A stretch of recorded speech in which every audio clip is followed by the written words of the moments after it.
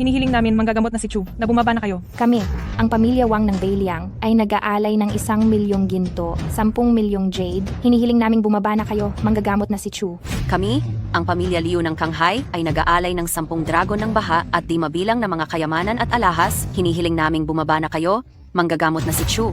Kami, ang pamilya Meng ng Kanlurang Rehiyon ay nag-aalay ng 10 manor, 1,000 ektarya ng malalawak na pastulan. Hinihiling naming bumaba na kayo, manggagamot na si Chu. Nawai maglingkod kami sa manggagamot habang buhay.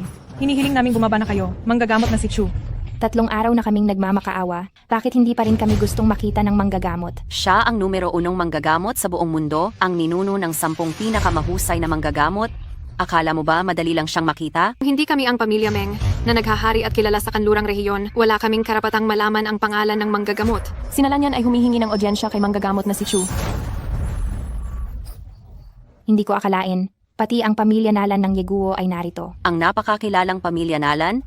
Napakatipid naman ang dala nilang regalo? Walang galang. Paano mo minamaliit ang pamilya Nalan? Ito ay isang pulseras na gawa sa pulang koral na hindi matatawaran talaga ang halaga. Tingnan mo. Ayaw pa nga kaming makita ng manggagamot. Sino ka para makita niya? Sa mundong ito, mayroon palang ganito kahalagang pulang koral. Hindi pa rin ba ito gusto ni manggagamot na si Chu? Ngunit, hindi nakakayanin ng aking lolo. Kung ayaw akong makita ng manggagamot, kaya pasensya na sa gagawin ko.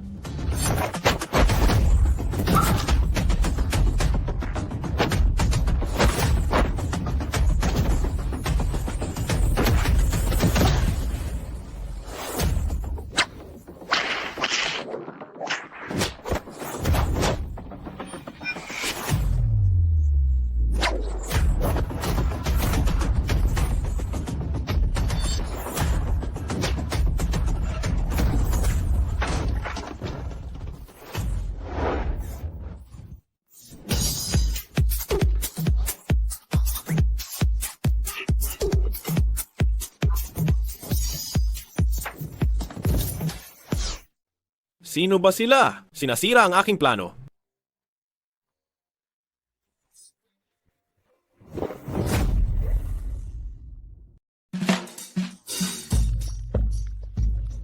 Hinihiling kong makita si Chun Shenyi. Grabe, sino ba tong mga to? Huwag nyo lang sanang sirain ang mga two-dimensional wifey ko. Kahit pa Mao Mountain God of War o isang hari ng hangganan ang pumunta rito, hindi sila maglalakas loob na maging bastos tulad ninyo. Mabuti na lang, walang nangyari sa mga two-dimensional wifey ko. Kayo, bakit nyo hinahanap itong Divine Doctor? Ano bang gusto ninyo? Kayo po ba si Divine Dr. Chu? Aray, ingat!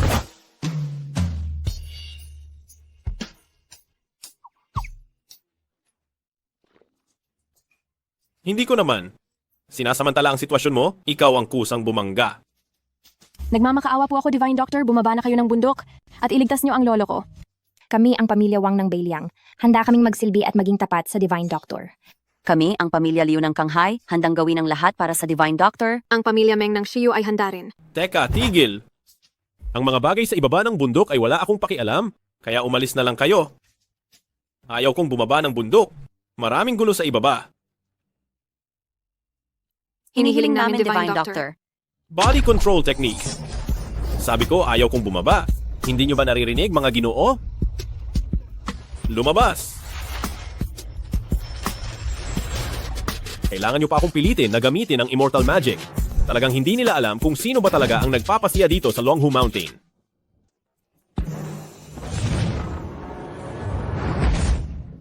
Guro?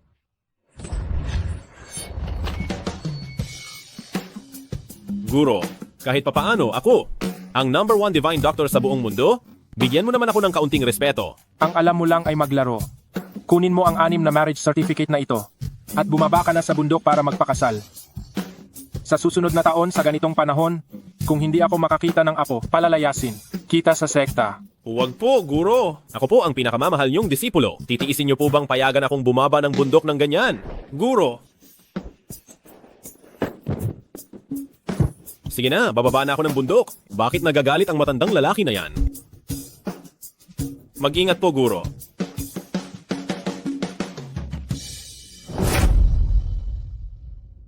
Ang pangit na matandang lalaking ito, walang ibinigay sa akin na ni isang kusing, pero gusto niyang maghanap ako ng tao. Ay, may. Makakasabay na pala sa sasakyan. Ikaw ang walang makakasama, Chen Feifei? Ikaw talaga ang walang makakasama? May kasunduan ako sa kasal. Isang kasunduan sa kasal talaga? Ha? Sa tingin ko, natatakot lang ang lolo mo na hindi ka makapag-asawa, kaya kanya pinagkasundo, hindi ba? Magkasama tayong lumaki noong bata pa tayo? Ikaw ni hindi ka pa nga nagka-jowa? Ikaw ang matandang babae na walang makakasama. Sino ang tinatawag mong matandang babae? Parang may karanasan ka na sa pakikipagrelasyon ah. Ako, syempre makikita ko muna ang taong mahal ko bago ako magpakasal. Tungkol naman sa di ko mapapangasawa. Kung maglakas loob siyang pumunta, puputulin ko ang mga binti niya. Tama. Mga ginang, ako si Chu Liu Feng. Ang pinag-uusapan ninyo kanina ay narinig ko. Hayaan ninyong magbigay ako ng patas na pananaw. Itong magandang babae, kahit na may kasunduan sa kasal, hindi siya nakikipag-date na tinatawag na pagpapanatili ng sarili. Sabi ko na nga, ganoon. Eh, ako? Ikaw? Ikaw mukhang wala talagang may gusto sa iyo. Ikaw? Ayan, narinig mo? Ikaw na matandang babaeng walang pumapansin? Aalis na ako. Bye-bye. Magandang ginang, makikisabay sana ako sa sasakyan mo. Pababarin ako ng bundok, iisa lang ang daanan natin. Ginang! Hey! Umalis na siya agad? Nagsalita pa ako para sa kanya. Kung sino man ang magpakasal sa babaeng ito, tiyak na mala siya. Fan Yao Yao, humanda ka. Ito ba si Fan Yao? Fan Yao Yao? Ang pangalan na yan, bakit parang pamilyar? Hindi ba't yan ang pangalan sa kasunduan ko ng kasal? Ha? Ikaw pala ang fiancé ni Yao Yao? Ha? Ha? Hindi ba't sinabi niya lang na babaliin niya ang binti ng fiancé niya? Kaya gusto ko nang kanselahin ang kasal. Ang fiancé ni Fan Yao Yao, kailangan ko siyang screen para makasigurong hindi ka manloloko. Sumama ka sa akin. Kailangan ko ng bodyguard. Gusto mo ba? Ako? Bodyguard? Kahit mamatay pa ako sa gutom at gumulong ako pababa sa burol na ito, hinding-hindi ako magiging bodyguard. 200,000 piso kada buwan. Ha ha ha ha. Ang pinakagusto ko ay maging bodyguard, lalo na ng isang kagaya mong maganda. Ate, saan tayo pupunta ngayon? Kaya pupunta tayo ngayon sa Pamilya Chen sa kaarawan ng lolo ko. Fei, dumating ka na rin sa wakas. Wu Xian, pwede bang wag mo na akong sundan pa? Fei, talagang gustong-gusto kita. Yang Master Wu, ayos ka lang ba? Ikaw pala. Kilala mo siya?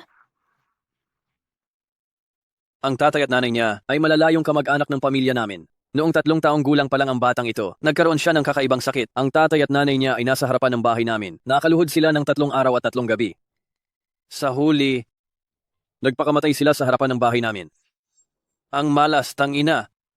Tapos, ang batang ito, hindi nagtagal matapos mamatay ang mga magulang niya. Hindi pa rin siya umalis doon. Namulot lang ng basura at kinain sa labas ng bahay namin. Kahit anong palo at mura ang gawin, hindi siya umiiyak. Hanggang sa huli, hindi ko alam kung sino ang kumuha sa kanya. Wu Xian? Pamilya Wu? Ikaw ang anak ni Wu Tianyu? Aray ko, itong malas na tao na nakapatay sa sarili niyang mga magulang. Nakakainis. Mabuti na lang at hindi ko siya pinasakay sa aking kotse. Bata, namumulot ka na naman ng basura ano? Kaya pala, kanina pa ako, nakakaamoy ng kakaibang amoy. Sa masayang araw na ito, dumating itong malas na bagay. Napakamalas talaga ni Lolo Chen. Wu Xian, huwag kang maging masyadong mapang-api. Siya na ngayon ang bodyguard ko. Oh? Ayos. Umasenso ang bata, kahit ang asong gala ay nagkaroon din ng amo. Fei, kung siya nga ang bodyguard mo, dapat ba ay ikaw ang mananagot sa pananakit niya sa akin? Ikaw ang mananagot sa pananakit niya sa akin. Ngayon, ipapatikim ko sa iyo ang lasa nitong love poison.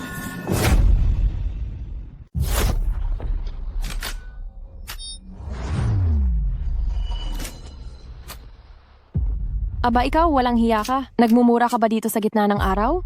Aray, Ginoong Wu, bilisan mo, paalisin mo na siya sa mga tauhan mo. Fei, hintayin mong sirain ko muna ang lalaking ito. Ibibigay kita ng bagong bodyguard. Sige, sugurin. Langit at lupa. Simula't wakas. Bawat hininga ay nasa pinagmulan.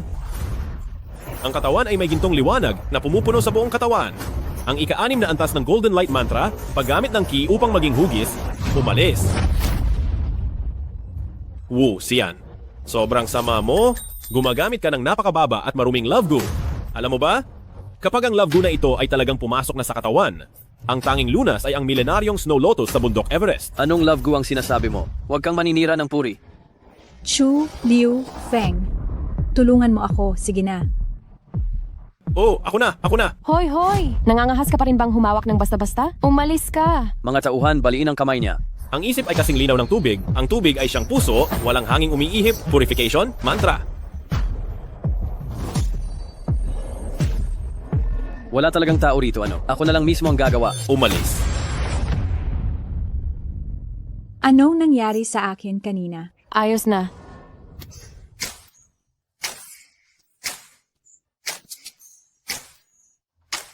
Pogi, yakapin mo naman ako. Yakagin mo naman ako. Pwede bang yakapin mo ako, gwapo?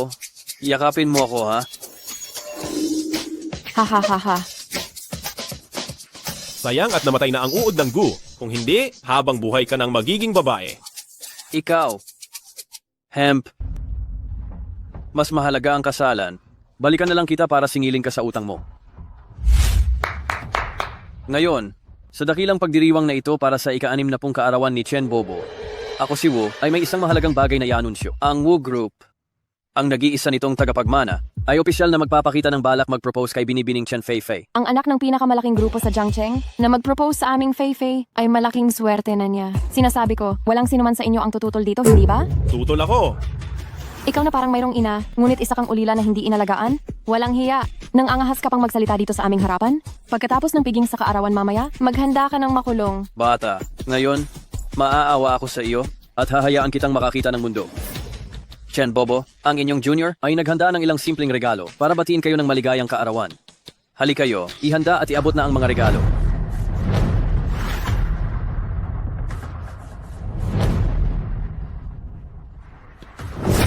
Ang una, 5 milyong cash.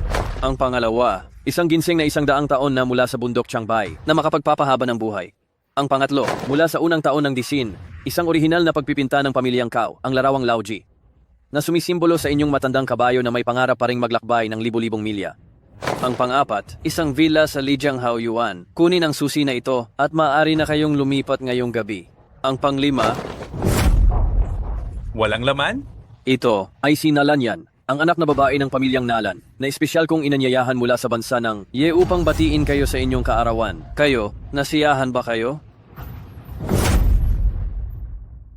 Ang lahat ng pera mula sa negosyo ng yelo, 6 na bahagi ay napupunta kay Nalan. Ang pamilya Nalan ng Yeguo, sila ay may malaking pagtingin din sa pamilya Wu Xiao. Sa totoo lang, simula ngayong taon, ang lahat ng negosyo ng pamilya Nalan sa Jiangcheng ay ako na ang mamamahala ang pamilya Wu. Ang makapagtrabaho para sa pamilya Nalan? Ito ay isang malaking karangalan. May mga tao talagang masaya maging aso ng iba. Kahit aso, tuwang-tuwa pa rin. Kung ganoon, bibigyan ko rin ng regalo si Lolo. Magre-regalo ka? Hindi kaya ito ay pinulot mo lang sa daan? Isang plastic na bote? Ito ay... Ito ay regalo na natanggap ko sa bundok. Nilagyan ko ito ng kaunting purong yang essence. Mas mahalaga ito kumpara sa mga bagay na bigay nila. Ito ay napakalaking halaga.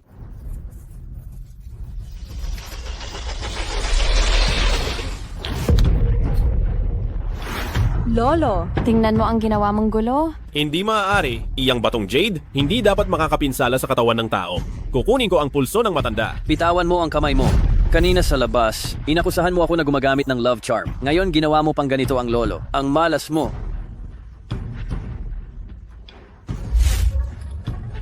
Chu Liu Feng, isa ka talagang hamak na mangmang. Jade ba ito? Mga Ginoo, pakitingnan niyo po ng maigi. Kung ito ay totoong batong jade, dapat ay mayroon itong mga ugat na parang kristal na candy. Pero itong isang piraso, napakalinis. Para lang itong isang baso, ay hindi. Ito talaga ay isang baso. Hindi kaya binili mo lang iyan sa kung anong stall? Hindi lang siya basahan, kundi isa ring manloloko siya. Ang mga ugat sa loob ay pinalitan ko gamit ang purong enerhiya. Ano? Marami kayatang nababasang nobela ng pantasya. Purong enerhiya at inner power pa ang lumabas. huwag na kayong mag-away. Sino ang makapagliligtas sa lolo ko? Feifei, huwag kang mag-alala. Malapit nang dumating si Ginang Nalan yan. Siya ang isa sa pinakamahuhusay na doktor sa mundo. Siya? Hindi nga siya karapat-dapat maging katulong ko. Fei, tumabi ka? Ako ang magliligtas sa lolo mo. Chu Liu Feng, hindi ka pa ba kontento hanggat hindi mo napapatay ang lolo ko? Hindi ka pa ba masaya? Ako. Chu Liu Feng, para kang isang nagpapanggap na payaso, umaarte ka sa harap namin. Hindi ka ba napapagod? Isang asong kalye na lumaki sa basura. Bukod sa pagpapanggap bilang tanga, ano pa bang kaya niyang gawin? Kailangan ko na lang sapilitan. Umalis ka. Oh, haha. Alam ko na kung anong nangyayari. Fei, pagbawalan mo na ang lolo mo na manood ng ganoong klaseng video. Sa edad niyang ganyan at kulang sa yang chi, hindi niya kayang tiisin ang aking Xuanyang True Chi. Hoy, manyak, anong pinagsasabi mo diyan? Madaling ayusin kapag alam na ang problema.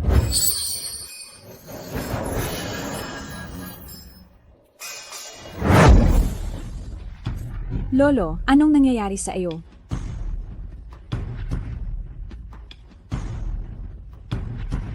Patay na. Wala nang hininga si matandang Master Chen. Lolo, Huwag na huwag kayong mag-alala, sige na. Ito ay ang pamamaraan ng pagkuha ng kaluluwa. Masyadong mahina ang kaluluwa ng matanda, kaya hindi nito kayang tanggapin ang Xuanyang True Ki. Kaya kinuha ko muna ito at pinainit sa palad ko ng sandali. Malapit ko na itong ibalik. Chu Liu Feng, hindi ka ba titigil hanggat hindi namamatay ang matanda? Puntahan ninyo si Ginang Nalan. Bilis. Ang matitira. Sugurin ninyo ako.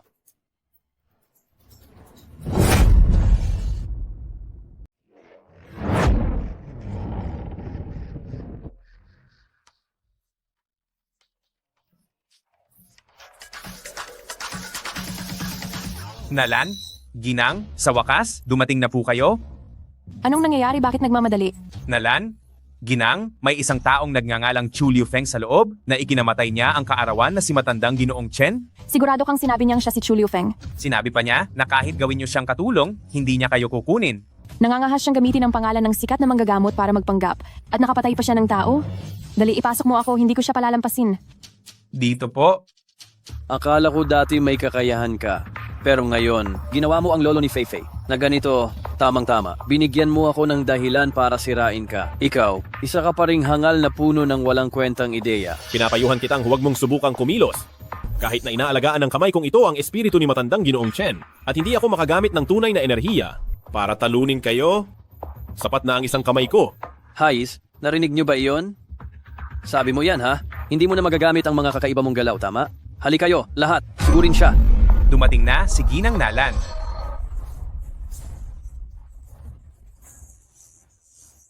Aba, Ginang Nalan. Tingnan ko nga. Sino itong matapang na nagpapanggap na sikat na manggagamot? Ginang Nalan. Inaasahan ko na kayo mismo ang kikilos at sirain itong mayabang na bata. Sinalan yan ay hindi nakakaalam na dumating ang sikat na manggagamot at nagbitiw ng masasamang salita.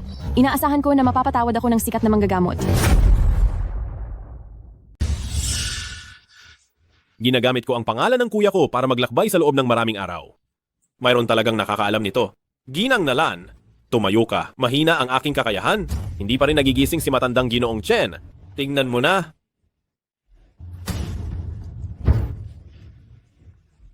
Si matandang Ginoong Chen Zhongguo ay kanina, habang tinitingnan ng lolo ko ang piraso ng jade na ito, pagkatapos ay sumuka siya ng dugo at nawala ng malay. tapos, dahil sa pinagamot ng nagpakilalang Chu Liu Feng na ito, huminto na ang paghinga niya. Ito pala ay isang sinaunang jade na gawa ng isang henyong manggagamot. Malalim na koneksyon ang pamilya Chen at ang henyong manggagamot. Huwag kang mag-alala, hahayaan mo akong tingnan yan.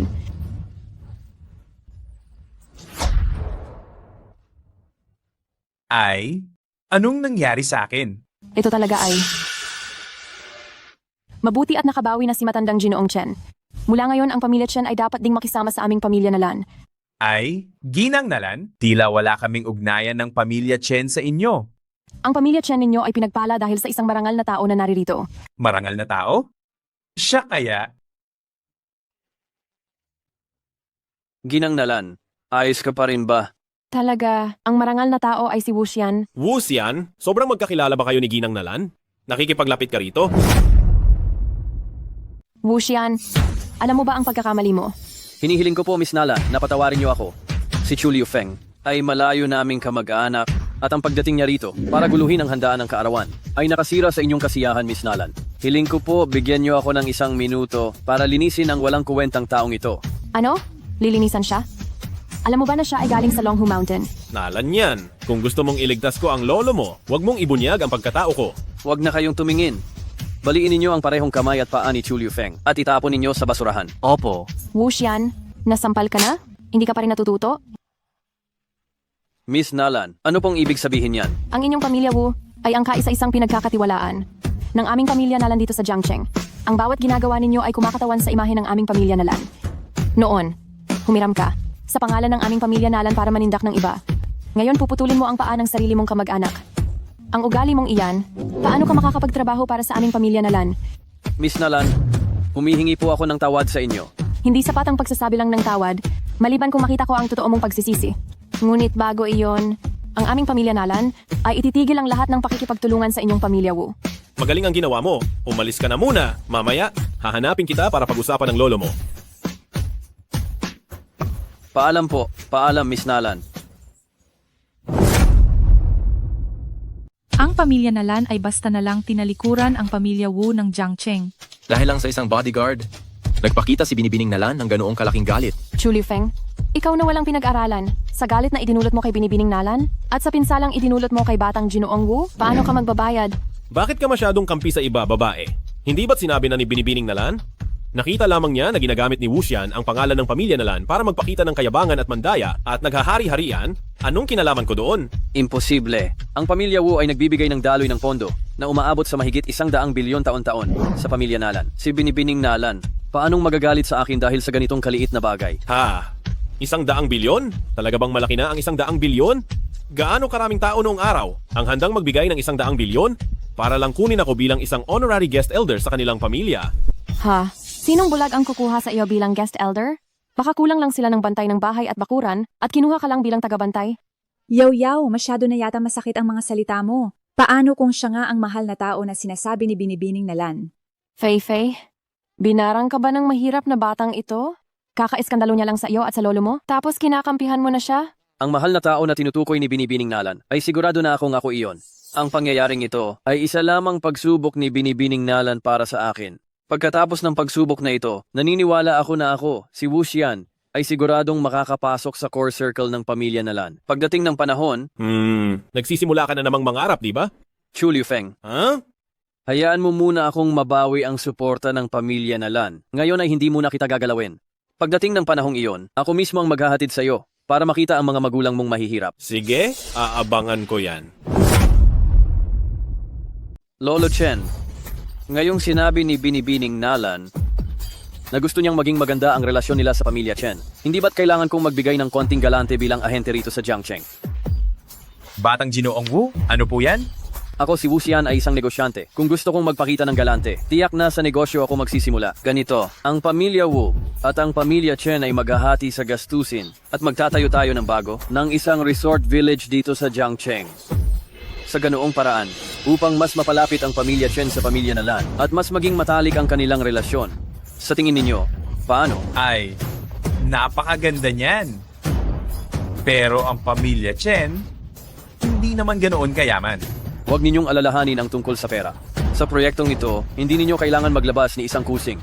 Kapag naitayo na ang resort village, ibibigay ninyo sa akin ang kalahati ng taunang kita hanggang sa mabayaran ninyo ng buo. Ha, may ganoon bang kabutihang palad? Hindi ba't parang nagbibigay na lang siya ng pera ng libre? Oo nga, Batang Ginoong Wu, ang ganoong kabutihan, ako, si Chen Zhongguo, ay hindi makapaniwala. Wala namang dapat hindi paniwalaan. 3 araw, mula ngayon, ang pamilya Chen ay kailangan lamang na magpadala kay Chen Fei-Fei sa subsidiary company ng pamilya Wu, ang Xingyue Group, para pumirma ng kontrata at magiging maayos na ang lahat. Ay, mabuti na. Maraming salamat muna, Batang Ginoong Wu. Lolo, ayoko pong pumunta. Para lang sa maliit na pakinabang, balak mo bang ibenta ang sarili mong apo? Lolo Chen, ang pagiging pinuno mo ng pamilya ay, dapat pala noon pa ang kaluluwa mo ay inilagay na sa katawan ng aso. Ang lakas ng loob mo. Naglakas loob kang magsalita ng walang kabuluhan at insultuhin ang pamilya Chen. Fei-Fei, palayasin mo siya. Hindi mo kailangang palayasin ako? May pabor pa akong kailangang bayaran. Aalis ako ng kusa. Ikaw, Tumigil ka dyan. Chu Liufeng, Ano? kunin mo itong 50,000 piso. Hindi ba sabi mo bodyguard ako? Ito ba ang sweldo ko? Anong suweldo? Si Wu Xian ay napakaliit magdamdam. Kunin mo itong pera at magtago ka muna sa ibang lugar. Karapat-dapat ba talaga siya? Noong araw, kahit na ang hari ng hukbo ng 4 na dagat, hindi ako pinatago. Anong kayabangan iyan? Kung ganoon, ibalik mo sa akin ang pera. Sabi mo na hindi ka natatakot, pero ang bilis mong kumuha ng pera. Ito na ang iyong paunang bayad sa sweldo ko. Bukod pa rito, marunong akong lumaban, ayos lang ako. Marunong ka talaga? Oo, Ipakita mo.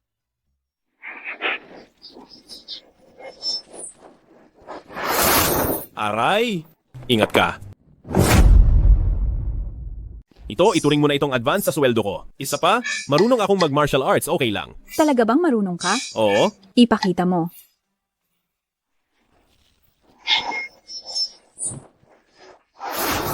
aray, ingat! Kung titingnan, medyo gwapo rin pala itong bata. Hala! Ang ganda ng katawan ng babaeng ito. Anong tinitingnan mo? Haha! Marunong akong mag-martial arts, ayaw mong maniwala? Ang daldal mo. Pag-isipan mong mabuti, kung hindi ka umiwas ngayon, kailangan mong harapin ang paghihiganti ni Wu Xian sa hinaharap. Huwag kang mag-alala. Yang si Wuxian, kaya ko siyang harapin kahit isang kamay lang. Pero, masyadong tuso talaga ang taong ito. Payuhan mo pa rin ang lolo mo na wag na siyang makisalamuha. Tama na. Tama na. Hindi mo kailangang mag-alala ng ganyan. Ikaw na bodyguard. Mas mabuti pang mag-alala ka muna kung paano mo ako sasamahan sa Xingyue Group sa loob ng 3 araw at kung paano mo proprotektahan ang kaligtasan ko. Wag na. Hindi ba't kakagaling lang sa malalang sakit ng lolo mo? Bilisan mo at alagaan mo na siya.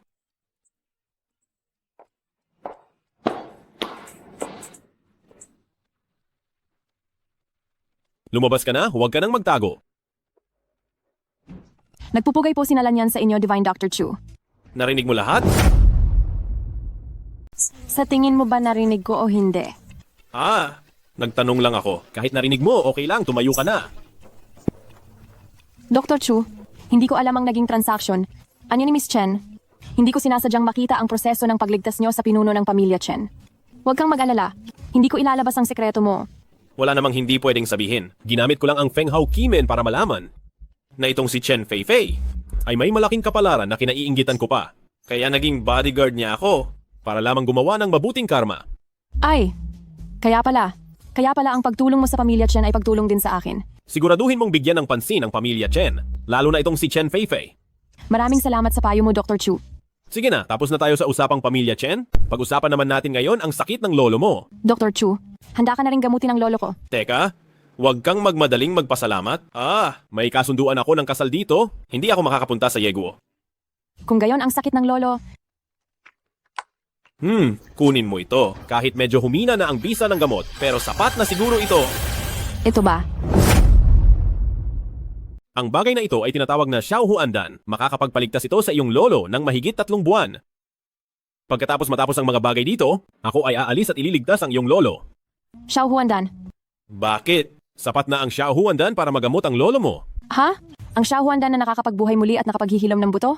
Ang napakahalagang gamot na ito, ibibigay mo lang sa akin ng ganoong kadali.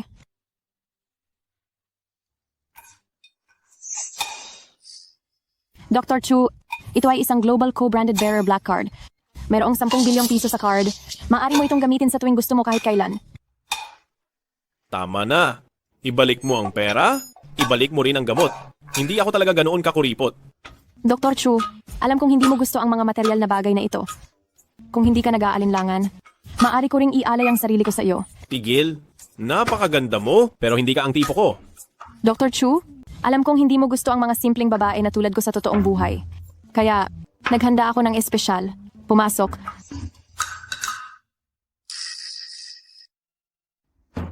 Ang ganitong ako?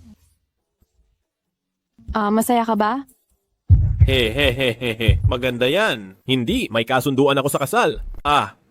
Sige. Sige, tatanggapin ko na ang card na ito. Bilisan mo, umuwian ka na, para gamutin ang lolo mo. Susundin ko ang utos ng doktor.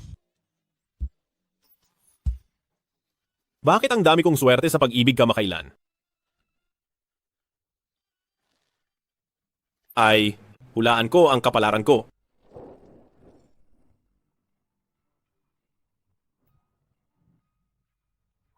Wu Xian. Hindi ka pa rin sumusuko? Sige, magpapanggap akong tanga? para mahuli ko itong malaking isda na nasa likod mo.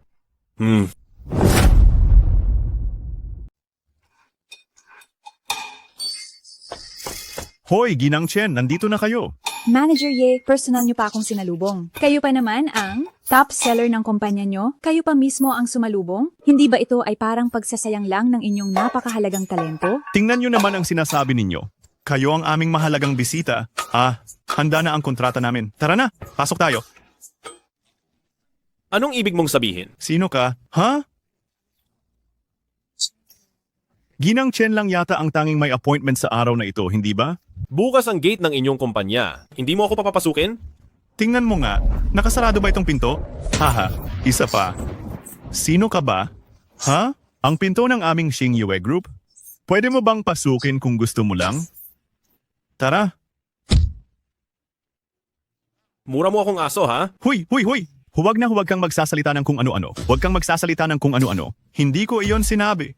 Pero, ang pagkakaintindi mo ay tama. Sige, naglakas loob ka talagang murahin akong si Chu Liufeng na aso. Tingnan natin itong building nyo, kung hindi ito mawala. Oh, natatakot ako. Tama na. Manager Ye, kasama ko siya. Pwede mo ba akong bigyan ng pabor? Kung pabor ni Ginang Chen ang pinag-uusapan, kailangan ko talagang ibigay iyan. Sige, ganito. Nakita mo ba iyon? Ang baby section. Bago matapos ang transaksyon ni Ginang Chen, maghintay ka dyan ng maayos. Huwag kang pupunta sa ibang lugar. Napakasama ng inyong ginagawa. Ako. Tama na. Huwag ka nang gumawa ng gulo. Nandito tayo para makipagnegosyo. Pumasok na tayo. Doon ka sa baby section, ha? Huwag kang magkakamali ng pinupuntahan, ha? Ginang Chen. Hindi ko inaasahan na si Ginoong Wu ay pupunta rito para mag-inspeksyon ngayon. Maya-maya pipirma na ng kontrata si Binibining Chen. Lumabas ka na muna. Ako ang bahala sa mga bagay ng kumpanya ngayon. Sige po, aalis na ako.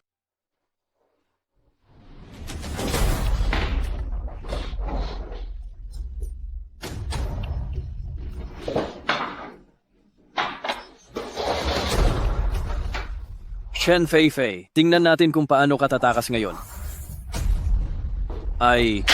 Kayo po ay maligayang pagdating, Binibining Chen. Bakit ikaw? Nasaan si Boss Wang? Ito ay isang kumpanyang nasa ilalim ng Wu Group. Dapat lang na narito ako, hindi ba? Saan ka pupunta? Nakahanda na ang kontrata. Hinihintay na lang ang pirma mo. Nasaan na po ang kontrata? Umupo ka na muna. Kukunin ko.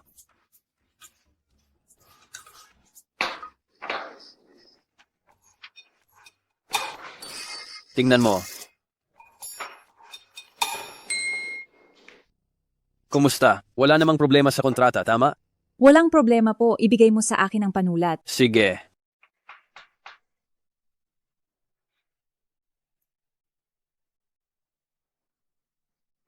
Teka muna. Ang tubo mula sa proyektong ito, maaari kong bawasan ng 10%. Bakit? Dahil gusto ng Wu Group na makipagtulungan sa Chen Group ng pangmatagalan. Ito ang aking katapatan. Sige. Sige. Pinirmahan na natin ang kontrata, kaya gagamitin natin ang tsaa kapalit ng alak. Para magsaya.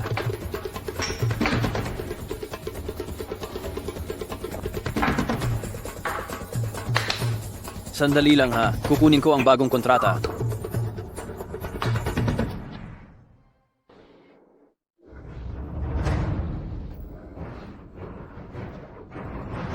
Mali. May problema sa tsaa na ito. Feifei, gustong-gusto kita talaga. Sumunod ka na sa akin, pwede ba? Feifei. Bitawan mo ako. Feifei, naayos ko na ang lahat para sa bagay na ito ngayon. Walang sino man ang makakapasok. Chu Liufeng. Bitawan mo siya. Bitawan mo siya? Sabi ko, bitawan mo siya. Feifei, Chu Liufeng. nandito ako. Teka, parang hindi normal ang kalagayan ni Chen Feifei. Kailangan siyang gamutin ng acupuncture para mapanatili ang kanyang kalagayan. Ilalabas kita dito. Nasaan ang tao? Young Master? Young Master, bakit ganyan kayo magbantay sa pinto? Paano siya nakapasok? Ako, hindi ko po alam. Paano raw nakapasok? Binabantayan ko po siya, pero sa isang kisap mata, nawala na siya. Ano bang pinagsasabi mo? Sige na, bugbugin nyo na. Bugbugin, nagbabala ako sa iyo. Ito ang teritoryo ng pamilya Wu. Kapag kinalaban mo ang pamilya Wu, mawawala ka bukas. Hindi ba, Young Master? Ang kapangyarihan ng pamilya Wu, higit pa sa iyong imahinasyon. Masasabing may kaalaman pa rin siya, Young Master. Ha? Kaya sige na, ipakita mo na ang kaalaman mo. Halika, lumapit ka. Pumunta ka ngayon, lumuhod ka at humingi ng tawad sa aming Young Master. Baka maisip naming patawarin ka. Hindi ba, Young Master?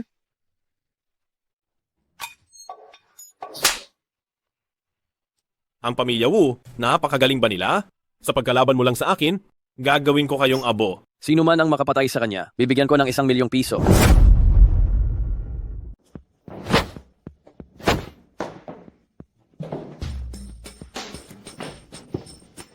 Young Master, baka umatras na lang tayo. Medyo kakaiba tong mokong na to. Umatras? Ha? Ako. Oo. Ako Wu Xian ng Wu. Sa amin pang pamilya Wu binugbog ako. Tapos sasabihin mo pang umatras ako. Hindi, Young Master, Young Master. Hindi naman natin siya kayang talunin. Kami ang pamilya Wu ng Jiangcheng. Kailan pa tayo napahiya ng ganito? Kalmado. Chu Liufeng. Mamamatay ka ngayon. Kalmado ka, Young Master. Iyan lang ba ang kaya mo? Ang pamilya Wu ng Jiangcheng, pawang mga payaso lang.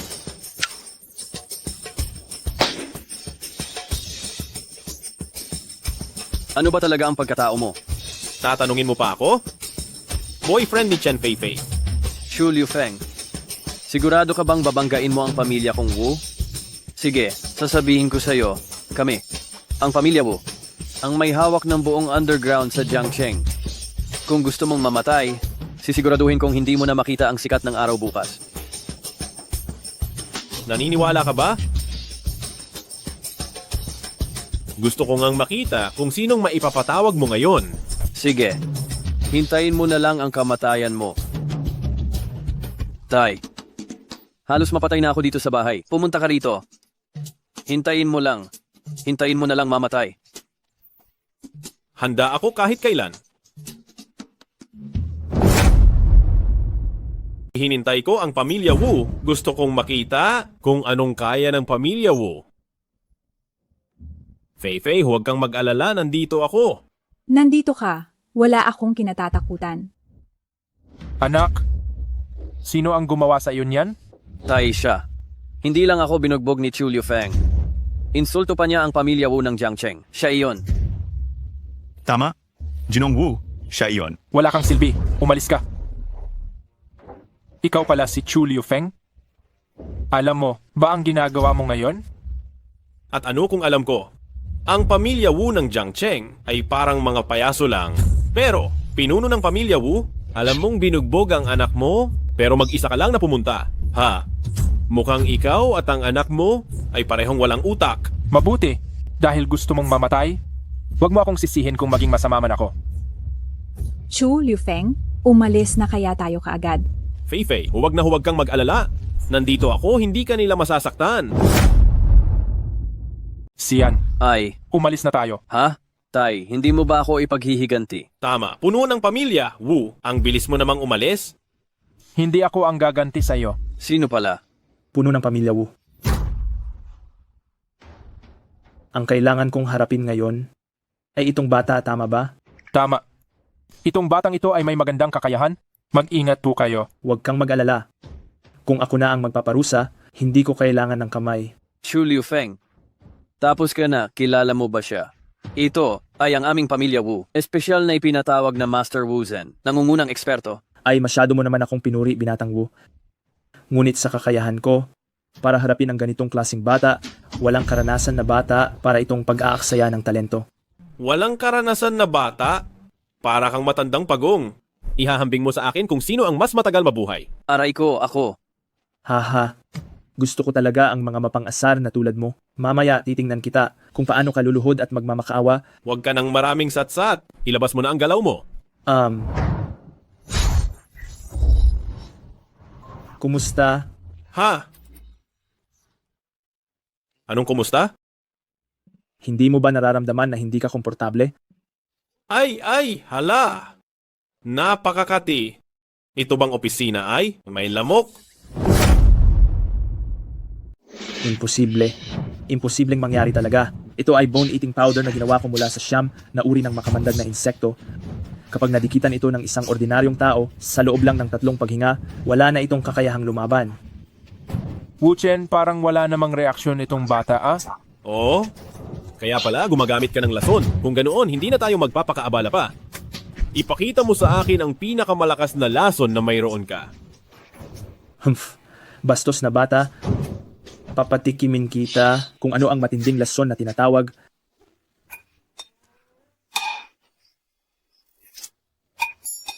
Ay, Tay. Mapagkakatiwalaan ba talaga itong master na kinuha mo? Hindi mo pa ba alam kung mapagkakatiwalaan siya? Kagabi lang, ang Love Gu ay gawa ni Wu-Chen. Tay, hindi naman ganoon kagaling ang Love Gu na yan. Sa tingin ko, itong master na ito ay nagkukunwari lang. Iyan. Haha! Master, matanda na at nanghihina, baka mapagod ka pa. Sino ka ba talaga? Ako? Bakit hindi ka nalalason? Wu-Chen, ang paghahanda sa loob ng 1,000 araw ay para lamang sa isang araw na paggamit. Ngayong araw na ito ang ipinakita mo? Medyo nabigo ako. Sige, Wu Jiazu. Dahil sinabi mo iyan, iaalay ko na ang buhay kong ito ngayon. Wu Jiazu, Young Master Wu, umalis muna kayo. Baka masaktan kayo mamaya. Ice. Chu Liufeng, tapos ka na. Tingnan natin kung hanggang kailan ka magiging mayabang.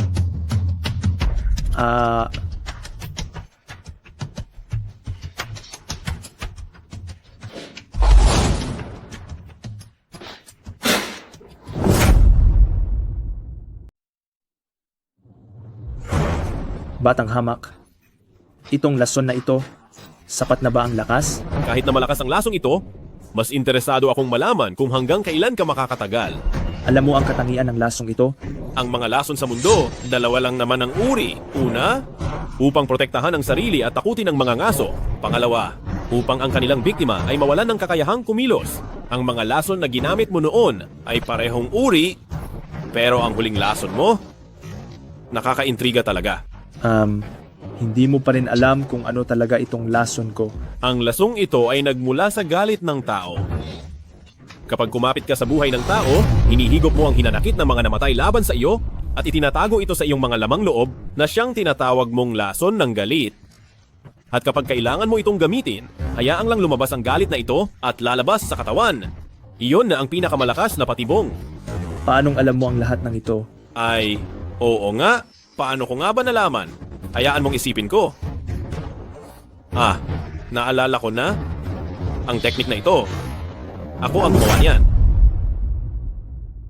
Oh, naalala ko na. Itong set ng kasanayan, ako ang tunay na lumikha nito. Ano sa tingin mo? Matanda, malakas ba ang kasanayan kong ito? Anong kasanayan? Saan mo ito gagamitin? Makakamatay ito ng tao, alam mo ba? Makinig ka sa akin. Kung gagamitin mo ang pamamaraang ito para makasakit, wawasakin ko ang martial arts mo. Gusto ko lang naman sana sa martial arts convention na takutin sila. Yun lang, hindi ko naman talaga sasanayin itong klase ng kasanayan. Anong martial arts convention? Iyon ba ang paligsahan ng pakikipaglaban? Oo. Hay, sa antas ng kasanayan mo, hindi pa natin alam kung makakakuha ka ng unang gantimpala doon. Pero dahil lalaho ka sa martial arts convention, kailangan mong maging maingat. Huwag mong hiyain ang bundok Longhu. Sabi ko, Guro, huwag kang mag-alala. Sa tagal ng panahon ko sa bundok, hindi naman ako nag-practice ng walang kabuluhan. Sa pagbaba kong ito, ipapaalam ko sa kanila kung gaano kalakas ang bundok Longhu. Dahil desidido ka na, hindi na kita pipigilan. Gayunpaman, sa pagpunta mo ngayon, kailangan mong protektahan ng mabuti ang sarili mo. Kung sakaling sa pagpunta mo, may makaharap ka na gulo na hindi mo malutas, bumalik ka agad at hanapin ako. Masusunod po.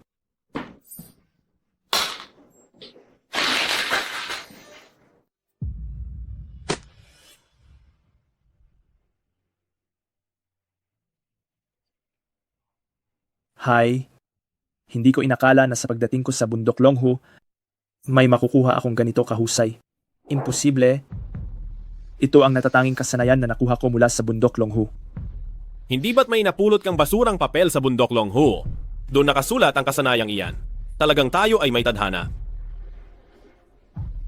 Ikaw ba ang taong nakipag-usap sa lumang Tianxi noon? Chu Liufeng? Mula pa kanina. Kung ano ang pinag-uusapan ninyo, hindi ko na marinig. Ay paano kita nakalimutan? Ayos ka lang ba? Isasama na kita. Sa totoo lang, gusto ko sana na hayaan ka ng mabuhay o mamatay sa sarili mong desisyon. Pero dahil ang sitwasyon mo ay bunga ng cultivation technique na ginawa ko, bibigyan kita ng pagkakataong magbago. Ano sa tingin mo ba? Susundin ko ang utos ng batang guro. Anong tinitingnan mo? Hindi ka pa nakakita ng gwapo, tumabi. Master Wu Chen, anong ibig sabihin nito? Hahayaan mo na lang umalis si Chu Liufeng? Sobrang tindi ng lason mo. Pero na-neutralize niya lang? Ako ang nag-neutralize ng lason niya. Iyan ay hindi na pagkasunduan natin sa umpisa? Alam mo ba, isa siyang panlabas na disipulo ng Longhu Mountain. Ang Longhu Mountain na ito, sikat sa pagprotekta sa kanilang mga tao. Hindi ko magagawang makipag-away sa mga tao nila. Kung gayon, mukhang ayaw nang maging panauhin ng aming pamilya si Master Wu Chen. Wu family head, bagaman may kaunting karanasan ako sa mundo ng martial arts, pero kung ikukumpara sa Longhu Mountain, malayo ang agwat namin. Pinapayuhan kita, huwag ka nang mag-isip ng masama, maghiwalay na tayo rito, paalam. Hay, ito na ba talaga yon? Hahayaan mo lang silang umalis. Ano pa ang silbi niya? Sa sitwasyon ngayon, kailangan lang nating maghanap ng mas malakas na tao para tuluyan at ganap na alisin ang problema. Longhu Mountain ha? Maghahanap din ako ng eksperto mula sa Longhu Mountain. Ay, saan kayo galing? Yaw, dali, dalhin mo kami sa kwarto mo. Anong sinasabi mo, Fei-Fei? Ikaw, binibining fan, ano ba ang laman ng utak mo? Si Fei-Fei ay may sakit, kailangan niya ng pahinga. Gusto akong lasunin ni Wu Shan, pero iniligtas ako ni Chu Liufeng. Sa ganitong kalagayan ko ngayon, natatakot akong makita ng mga kasama sa bahay, kaya nagpunta ako sa iyo. O sige, pumasok na kayo agad.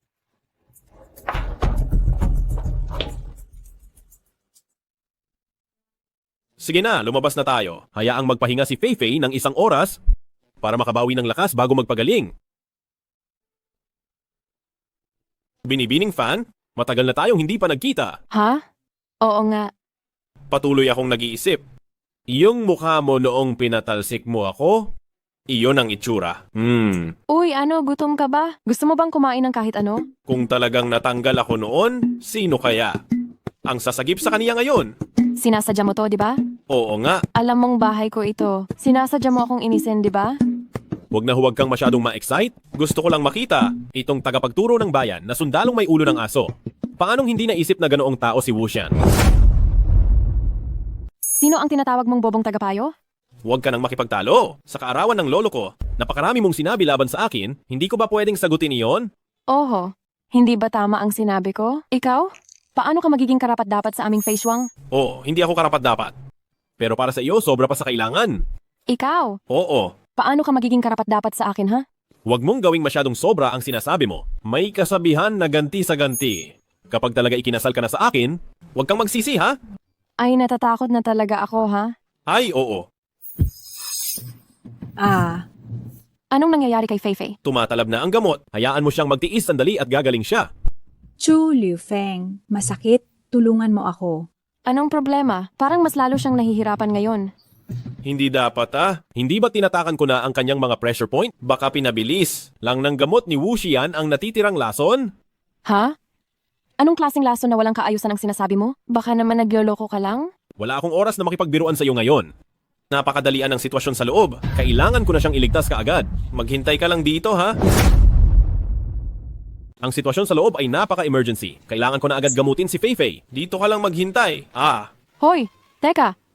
Hindi mo siguro ginagamit itong sitwasyon para manamantala? Isa ka lang namang bodyguard. Kailan ka pa natuto magmedisina? Kung magsalita ka pa ng isa pang salita, ikaw na mismo ang magligtas sa kaibigan mo. Bakit ka ba ganyan kasing agresibo? Gusto ko lang malaman ang sitwasyon. Hindi naman ako nanggugulo. Kung ayaw mong maniwala, tanungin mo si Wu Xian. Sige, maghihintay ako sa labas. Tawagin mo ako kung may kailangan. Mabuti naman.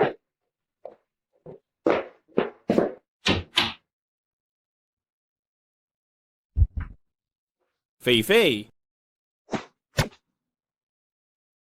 Ay,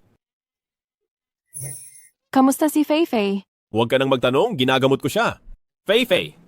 Halika, i-relax ang katawan at huminga ng malalim. Maghanda kang tanggapin ang enerhiya ko. Matagal ko nang hinihintay ito. Bilisan mo na at itusok mo na. Ito? Walang hiya ka. Anong ginagawa mo? Pasensya na, nagkamali ako ng akala.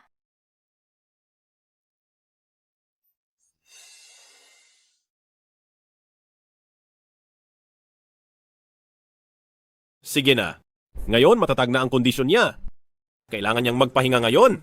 Pero hindi ako sigurado kung matatanggal ba ng buo ang lason na ito. Kailangan pa itong obserbahan ng ilang panahon. Ang galing. Salamat sa iyo. Sige, magpapahinga na ako. Kung magising siya, tawagin mo agad ako.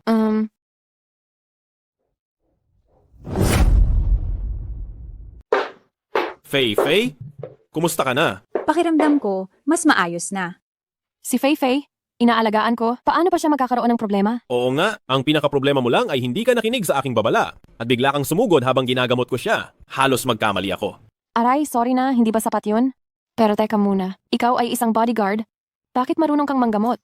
Dahil kilala ako sa Longhusan bilang sikat na. Sikat na panlabas na disipulo na nagbabantay sa tarangkahan, tama ba? Yung natutunan ko sa mga kapatid ko ay kaunting kaalaman sa panggagamot, pero hindi ko talaga inasahan na magiging master pala ako dito sa ibaba ng bundok. Akala ko kung sino kang malaking tao mula sa Longhusan. Ang isang malaking tao ba sa Longhusan? Magiging ganito ang estado ko? Ay, medyo nagsisisi ako ngayon. Mayroon pa akong kasunduan sa kasal sa isang maliit na celestial master mula sa Longhusan. Sa panig ng sekta ninyo. Naaalala ko na sinabi mong hinding-hindi ka papayag noon. Oo nga, yaw. Mga kakaiba ang mga tao sa Longhusan, dapat mo talagang pag-isipan iyan. Ay, ano ba ang iniisip ninyo? Ganito kasi, may ipinakilala sa akin ng pamilya ko na kakatagpuin ko at kailangan ko siyang makita ngayon. Sa tingin ko, madaling malinlang ang mga taong taga-bundok. Gusto kong gamitin ang maliit na celestial master na ito bilang tagapagtanggol ko. Alam ko na wala namang magandang intensyon ang masamang babaeng ito. Mayroon akong magandang ideya, tiyak na matutulungan kitang sirain ang pakikipag-date na ito. Fei, ano ang magandang ideya? Sabihin mo na agad. Tayong dalawa ay tunay na matalik na magkaibigan, hindi ba? Ang blind date na inireto sa iyo ng pamilya mo, tiyak na malapit sa pamilya mo, kaya hindi mo kayang tanggihan, tama ba? Oo, dahil maganda ang relasyon ng dalawang pamilya, kaya hindi ko talaga kayang tumanggi. Kung gayon, tama iyan. Anong ibig mong sabihin? Pagdating ng blind date mo, isama mo ako. Wala kang kailangang gawin, ako ang bahalang maging kontrabida. Pero kung ganoon, kapag umabot iyan at kumalat sa bahay namin, sa paningin ng mga nakakatanda sa pamilya ko, hindi na maganda ang imahe mo. Tama ka nga, anong gagawin natin? Hi. Uy, yaw. Sa totoo lang, sa tingin mo, kumusta si Chu Liu Feng? Siya? Maganda ang mukha niya, pero nadagdagan lang ng bunganga. Siya ay mahilig magyabang ng matindi araw-araw. Kung gayon, wala nang problema. Ano ba ang ibig mong sabihin na wala nang anumang problema? Sa blind date, tayong dalawa, isama natin siya. Kailangan nating patahimikin siya, tapos purihin natin siya ng kaunti para yung taong yon kusang umalis na lang. Isa rin yan sa mga paraan, pero kasi tingnan mo ang itsura niya. Anong problema niya? Maayos ang mukha at masigla, mukhang okay naman siya. Ay, hindi iyan ang ibig kong sabihin. Tingnan mo ang suot at forma niya, hindi ba't malalaman agad ng iba? Anong gagawin? Ito lang talaga ang damit na dinala ko noong bumaba ako ng bundok. Sige, mamili tayo ng damit. Ay, yaw, anong tingin mo sa damit na ito? Ang damit na ito ay may bagong estilo, may matingkad na kulay. Kung isusuot mo yan, tiyak na maganda ka. Kung gayon, samahan mo akong sukatin ito. Sige, sasamahan kitang pumunta sa fitting room.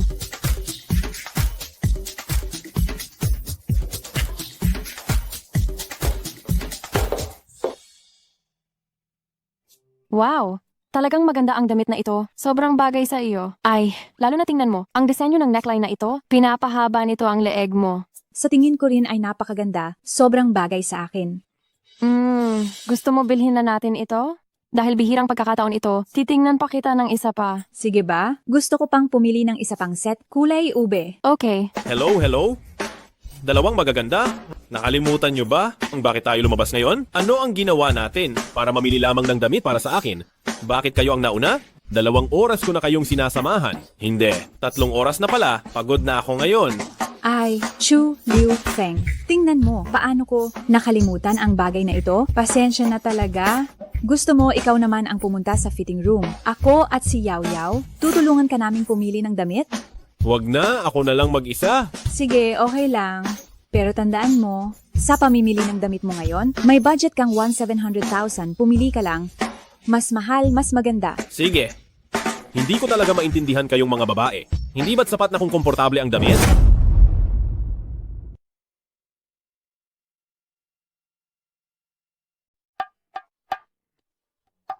Kumusta? Ang ipapadalang package ay nasa mesa. Kunin mo na lang yan. Nandito ako para bumili ng damit. Bibili ka. Ha? Ang lahat ng suot mo kung pagsasamahin, hindi makakabili ng kahit isang butones lang mula sa damit dito sa tindahan ko. Alam mo ba?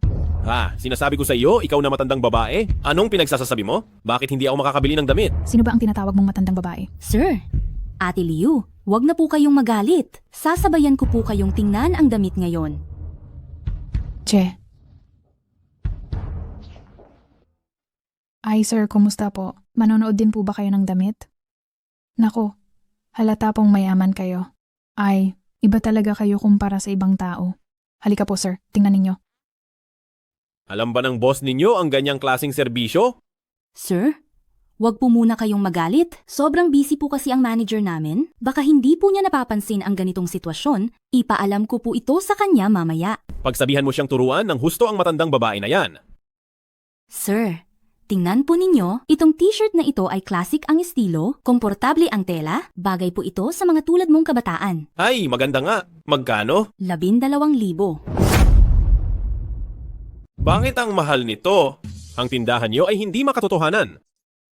Oh, Ginoo, ang kamisa na ito ay gawa sa imported na tela, kaya mayroon itong tiyak na gastos. Kung gayon, bakit hindi ninyo subukang magtinda online? Sa ganitong paraan, mas mababa ang gastos.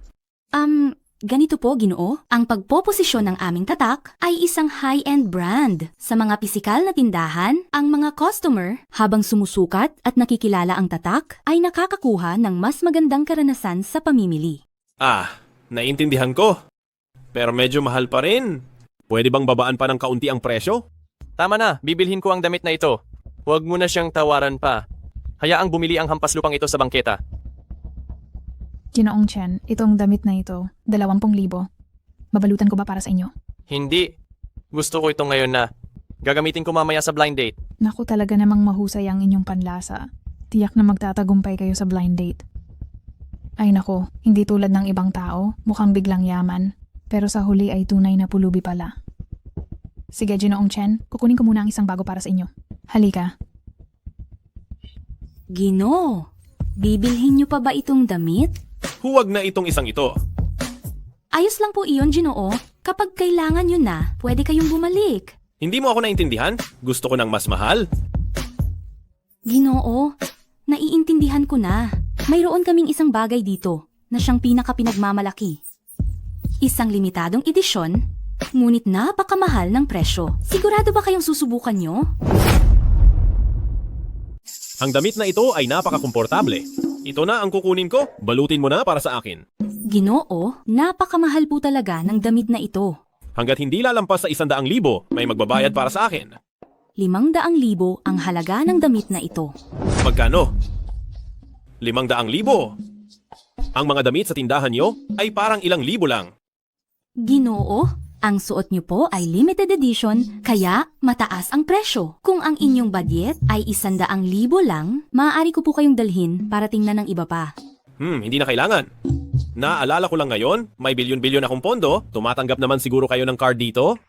Bilyon-bilyong pondo? Nagbibiro ba kayo? Kung hindi ka naniniwala, subukan mo.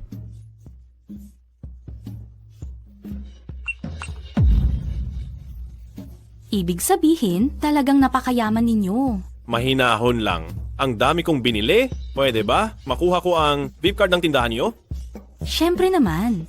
Sige na, dalhin mo na ako para asikasuhin ang card. Sa susunod na may kailangan ako, pupuntahan kita. Maraming salamat po. Tara na. Aray, anong nangyayari dito? Sino ang nagpabahay sa unggas na ito? Nasuotin ang pinakamahal na damit ng tindahan. Sino ang nagsabi sa iyong isuot ang damit na iyan? Alam mo ba kung gaano kamahal ang damit na iyan? Pakiramdam ko komportable, kaya sinubukan ko lang. Sinubukan lang? Oo. Damit ba ito na basta-basta na lang sinusubukan? Sasabihin ko sa iyo. Kung hindi, 3,700,000 na piso. Ibigay mo sa akin ang bawat sentimo. O, maghanda kang makulong. Pero nabayaran na po ng Ginoo. Ano? Nabayaran na? Ay, Ginoo. Higit sa 100,000 piso ang binili ninyo. Gagawan ko kayo ng membership card. Sige, bilisan mo at gawin mo na. Kung kailangan ninyo ng anumang bagay sa hinaharap, tatawagin ko kayo. Huwag kayong mag-alala, Ginoo. Gagawin ko ang lahat para mapagsilbihan kayo. Sa susunod na bibili kayo ng damit, sisiguraduhin ko, bibigyan ko kayo ng pinakamababang diskwento. Hindi po iyan tama, di ba? Ako ang nag-asikaso sa customer na ito. Walang hiya ka. Huwag mo akong guluhin. Itong Ginoong ito ay ang nagdadala ng swerte sa negosyo. Bilisan mo at bigyan mo ang Ginoo ng kape. Sandali lang, Ginoo. Kukunin ko lang ang kontrata ninyo. Teka, Binibini. Huwag kang magmadaling umalis. Anong pangalan mo? Huwag kang magmadaling umalis, Binibini. Ano ang pangalan mo? Ginoo? Ako po si Su Shaoqi. Magtimpla ka ng kape. Sir, ito po ang inyong kontrata. Tingnan niyo po. Naku, Ginoo. Si Shaoqi po ay isa lamang intern. Hindi pa po siya marunong magserbisyo sa inyo. Ako na lang po. Siya ay labis ko talagang gusto. Ang ganda niya at kaibig-ibig.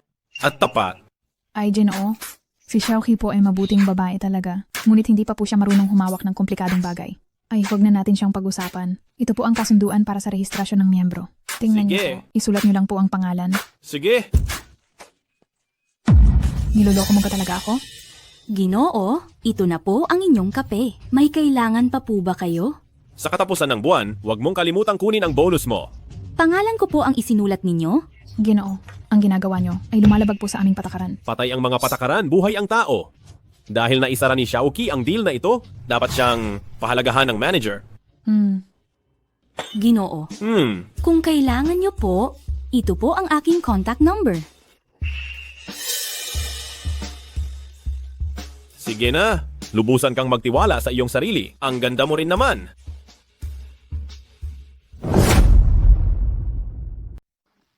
Ay, Fei, bakit ka nagmamadaling umalis? Sino ang nagpagalit sa'yo? Kinuha mo ang pera ko para lang manloko ng ibang mga babae. At hindi pa ako pwedeng magalit, ganoon ba? Personal charisma ko yon, hindi ba? Ang suot mong damit, halatang sobrang mahal. Sa totoo lang, 500 lang ang halaga ng damit na ito. Kung sa tingin mo ay mahal, baka dahil ba sa suot ko? Hehehe. Sandali. Hindi tama. Ang tela ng damit mo, mukhang napaka-high class. Titingnan ko kung anong brand. Ay, bakit walang tatak? Sabi nila, pang-practice lang daw. Napakamahal ng iba. Kaya ito lang ang binili ko. Ano sa tingin mo? Marunong ka pa ring magtipid. Pero, simula ngayon, bawal ka ng mangbabae. Narinig mo ba? Chen Fei? Hindi ka ba nagiging masyadong pakialamera? Baka gusto mo ako? Nagseselos ka ba? Lumayas ka dyan. Ikaw ang guard ko, ako ang boss mo. Normal lang na mag-alala ako sa buhay ng aking empleyado, hindi ba? Ay, tama na, tama na. Tigilan nyo na ang lambingan ninyo. Malapit na tayo. Lahat kayo, maghanda na. Tara na. Magandang hapon. Ikaw ba si Ji Chen? 3, 2, 1. Fan? Ang oras ng pulong natin, nahuli ka ng eksaktong 30 minuto. Ginang Fan, huli ka na sa oras na pinagkasunduan natin, ng eksaktong kalahating oras. Tito, tigilan mo na ang pagpapanggap. Ilang minuto lang ang inabot mo. Sino ka ba para pagsabihan ako? Anong pinagsasabi mo? Ang mga taong katulad mo na laging walang ehersisyo, mahina ang katawan, sa sandaling kumilos ka lang ng kaunti, magugulo na ang sirkulasyon ng dugo mo. Hindi man nila nakikita, pero alam ko, hindi pa rin tumitigil ang bilis ng tibok ng puso mo hanggang ngayon. Nagsisinungaling ka. Pupwede mong hindi aminin. Pero, tingnan mo ang basong tubig sa harap mo. Mukhang umuusok pa rin. Baka kaka-order mo lang. Ngayon? Siguro tama ang hula ko, ano? Ang mga ito, puro haka-haka lang. May ebidensya ka ba? Ebidensya? Ang ebidensya ay ang damit na suot mo ngayon. Binili mo ba ito sa 20,000 pesos? Ay naku, naalala ko na. Ikaw pala iyong baratilyo sa tindahan ng damit, ang probinsyano. Kaya pala pamilyar ang boses mo.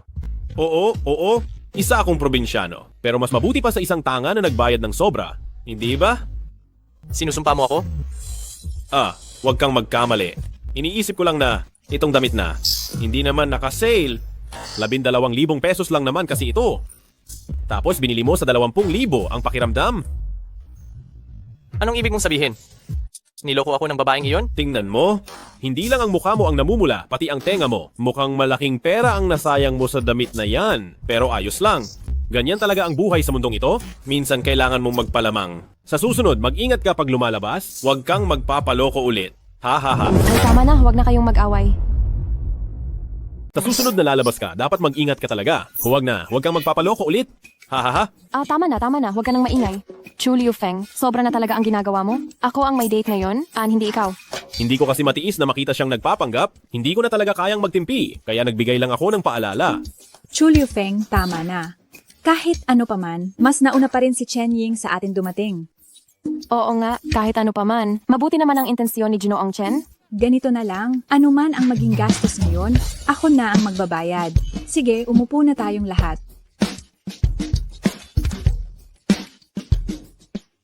Waiter! Ampa, halatang halata na itong dalawa ay magjowa. Tingnan natin kung paano ko kayo maloloko.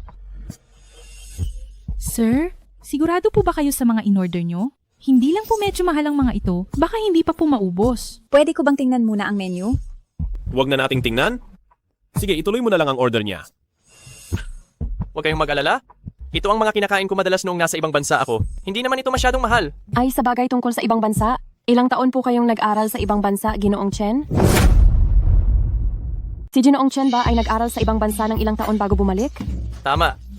Upang makatanggap ng mas mahusay na edukasyon, ang aking ama, simula noong ako ay 10 taong gulang pa lamang, ay pinadala na ako sa ibang bansa. Hay, napakatagal ko nang nanatili sa ibang bansa. Talagang mas marami akong natutunan at nakita roon kaysa dito sa loob ng bansa. Kung gayon, saang bansa po kayo nag-aral? Sa Hapon. Sabi ko na, bakit ka ganyan? Napakamatagal mo palang nag-aral sa bansa ng mga aso na alam lang ang maliit na asal pero nawawala sa dakilang katarungan. Chu Liu Feng, linisin mo ang bibig mo. Bakit naman ganyan kadali kang magalit, ha? Shh, shh, shh, shh. Ininsulto mo ang lugar na tinirhan ko ng mahigit 10 taon. Nag-aral ka lang sa bansa ng mga aso? Hindi ka naman taga roon? Nakalimutan mo na talaga ang iyong pinagmulan. Napaktagal ko nang nanirahan sa ibang bansa. Natural lang na mas alam ko ang lugar na iyon kaysa sa iyo. Ang mga lalaki roon ay mahinhin at mapagkumbaba. Ang mga babae ay malumanay at masisipag. Mas may pinag-aralan sila kaysa sa iyo. Aba, curious ako? Kung napakaganda ng bansa ng mga aso, bakit ka umuwi para makipag-date para sa kasal? Binibining fan? Hindi iyon ang ibig kong sabihin. Huwag po kayong mag-alala. Wala po akong anumang hindi pagkakaunawaan. Humingi ako ng paumanhin sa aking pagkawala sa sarili kanina. Ano po bang kurso ang kinuha ni Ginoong Chen noong nag-aaral siya sa ibang bansa? Ako po, nagtapos sa Universidad ng Sakura. Medisina po talaga ang kurso ko. Ako ay isang dalubhasa sa iba't ibang uri ng surgical medicine. Nag-aaral ako sa Hapon. Nag-aaral pa rin ba ng medisina? Baka naman kung anong hindi ka nais-nais ang pinasukan mo. Hindi ko talaga itatago sa inyo. Kahapon lang, tinanggap ako ng isa sa top 3 hospital dito sa bansa. 10 milyong piso ang aking taunang sahod. Gusto ko ngang itanong sa iyo. Ano naman ang ginagawa mo? Ako? Nag-aral din ako ng medisina. Hindi ako nakapag-aral, pero marami akong karanasan. Ang mga dalaga sa baryo, pati na rin ang matatanda. Sinasabi nilang mas magaling pa ako kaysa sa aking guro. Ha ha ha. Hindi man lang nakaranas ng formal na edukasyon. Pero naglakas loob, sabihing may karanasan. Tama ka? Pero ang medikal na kasanayan naman, dapat ay nagmumula sa aktual na karanasan. Hindi ba? Tama na. Kumakain na tayo ngayon, huwag na nating hayaang maapektuhan ang ating gana sa pagkain dahil lamang dito. Tama, nandyan na ang pagkain. Mas mabuti pang namnamin muna natin ang masarap na pagkain. Nakahain na ang lahat? Mas mabuti sigurong mag-enjoy muna tayo. Kung ganyan, dahil sa 2 magagandang dilag na ito, hindi na kita papansinin. Pwede na tayo magsimula. Aray, nasaan ang fish fillet na in-order ko? Bakit lahat ito ay napalitan ng simpleng lutong bahay? Ako ang nagpapalit niyan. Ikaw ang gumawa ng pagpapalit? Pinalitan mo ang in-order ko? Para kang baboy na hindi marunong kumain ng maririkit na pagkain. Huwag ganyan. Iyang mga hilaw na isda mo, simula noong nakaraan, nang mangyari ang insidenteng iyon, hindi na sila ligtas. Mababaw? Dahil lang sa iilang chismis, itinatanggi mo na ang buong kultura ng pagkain ng isang bansa. Alam mo ba na ang mga hilaw na isda na ito ay dumadaan sa dekalidad na isda, pinoproseso at iniinspeksyon. Lahat ay pasado at sobrang ligtas. Ay sus, iyang mga ideya mo ng aso bansa ay nakatanim na sa isip mo. Kamangmangan. Huwag kang ganyan. Ako ay napakademokratiko. Fei-Fei, Yao-Yao, mas gusto nyo bang kumain ng lutong bahay? O mas gusto nyo ang hilaw na isda na in-order niya? Tungkol sa hilaw na isda, hindi talaga ako pamilyar. Mas maganda pa rin ang lutong bahay. Hindi talaga ako masyadong pamilyar sa isdang hilaw. Mas gusto ko ang mga lutong bahay. Sige. Dahil ayaw ninyo ng isda, kakain na lang tayo ng mga lutong bahay. Kasalanan ko. Hindi ko dapat ipinilit ang gusto ko sa inyo. Waiter, kunin mo na ang bill. Fei-Fei, anong nangyayari sa'yo? Ang gastos sa hapunan na ito ay lumagpas sa budget ko. Ha? Nagbibiro ka ba? Kahit hindi naman kayo taga Jiangcheng na mayaman, pero ang bayad sa isang kainan, makakabigo ba iyan sa isang maliit na rich girl tulad mo? Huwag kang mag-alala. Gamitin mo ang card ko. Sir, mukhang hindi po sapat ang pera sa card ninyo. Imposible. Kahit na pinakamahusay itong isda, gamit ang pinakamagagandang hilaw na materyales. Paano ito magiging kulang sa pera? Tsaka, lutong bahay lang ito? Baka nagkamali ka lang. Paanong nangyaring wala tayong pera? Baka nagkamali ka lang. Oo nga, ang order ko ba ganoon kamahal? Opo, hayaan ninyong magbigay ako ng isang halimbawa. Tingnan ninyo itong furong roux. Sa totoo lang, gawa ito sa karne ng batang Baha Dragon Jiao na hindi pa nag-iba ng anyo. At iyong Tianshan bamboo shoots naman, tumubo iyon sa ibabaw mismo ng Dragon's Vein Spiritual Nexus at naka-absorb ng spiritual energy. At saka iyong... Tama na. Huwag mo nang ituloy. Wala na po ba kayong ibang credit card dyan, sir? Pwede mo bang tawagin ang inyong manager? Fei-Fei?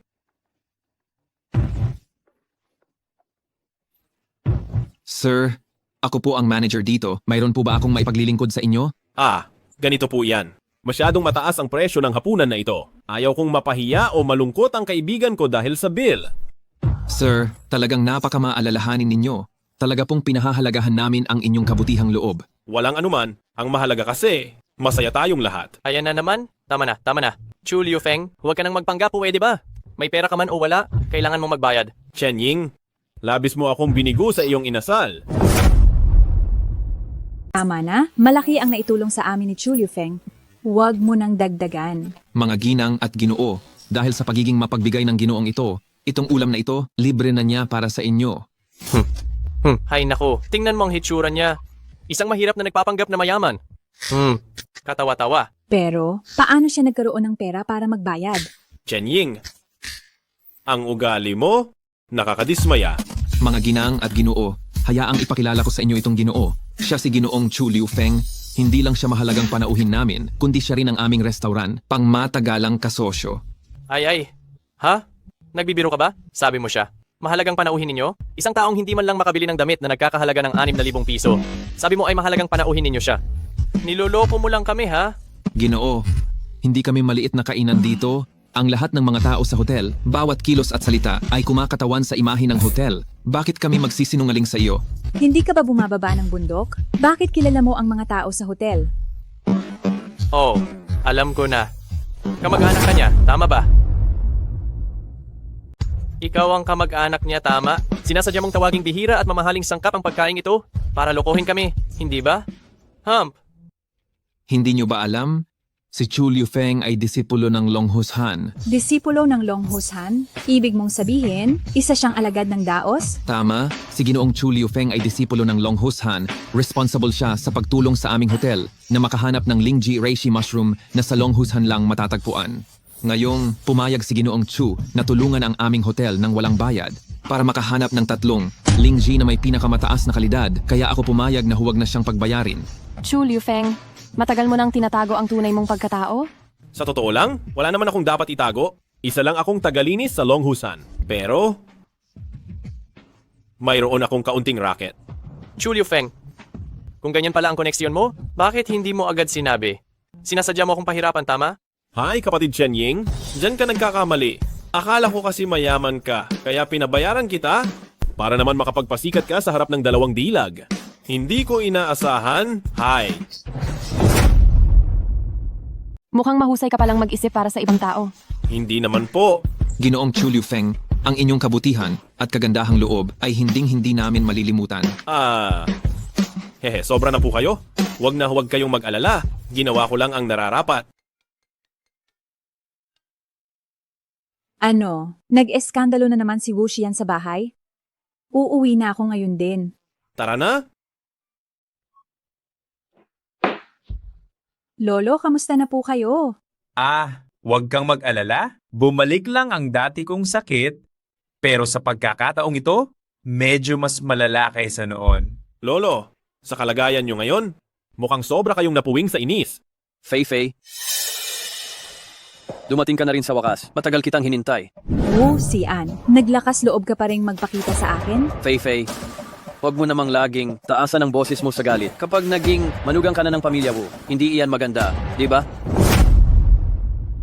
Kung magiging manugang ka na namin sa pamilyang mo, hindi yan maganda, di ba?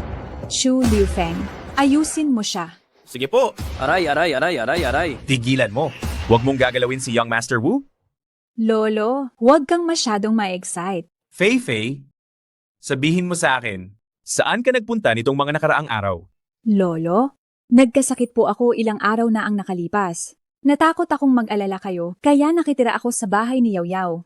Nang marinig ko ang balita tungkol sa inyo, agad akong umuwi. Fei-Fei, huwag mo na akong lokohin.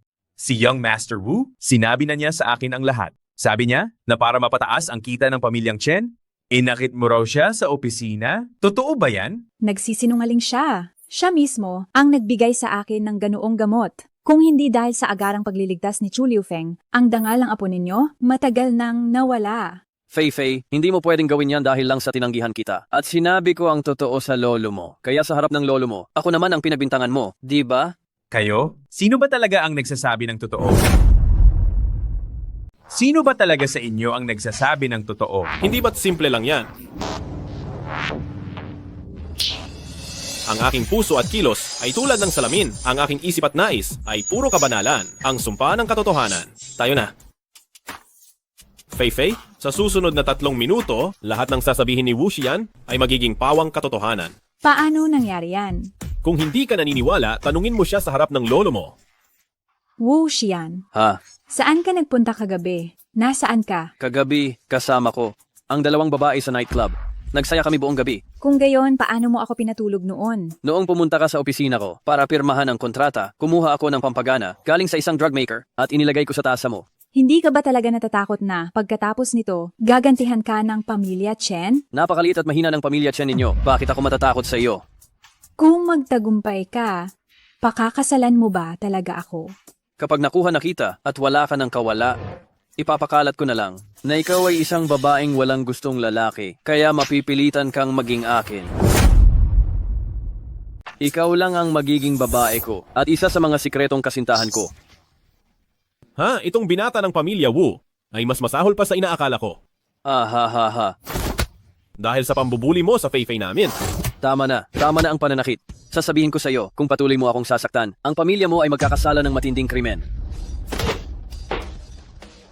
Oh, katatapos lang ng truth spell ano? Mukhang lahat ng sinabi mo kanina ay totoo. Chu Liufeng, anong ginawa mo sa akin? Ang tawag dito ay truth spell. Isang kasanayan mula sa longhusan namin. Kahanga-hanga, hindi ba? Ha, Longhusan, mabuti. Sobrang kahanga-hanga. Anong tinatawa-tawa mo? Lahat ng masasamang plano mo ay nabunyag na? May lakas ka pa ng loob tumawa? Dahil kapag mas mahusay ang Longhusan, mas lalaki ang kapangyarihan ng Wu family namin sa Jiangcheng. Gusto mong maging misteryoso? Ano? Babalaan kita. Itong truth spell, sa loob ng isang araw, kapag ginamit mo ito ng 2 beses sa iisang tao, ang taong iyon ay magiging ulol ng habang buhay. Ang taong iyon ay magiging tuluyan ng baliw, alam mo. Hoy, teka lang sandali. Ako ay taga Longhusan din. Ha? May itatanong ako sa iyo. Sino ang pinakamagaling sa Longhusan? Natural, si Lao Tianxi. Mali ka.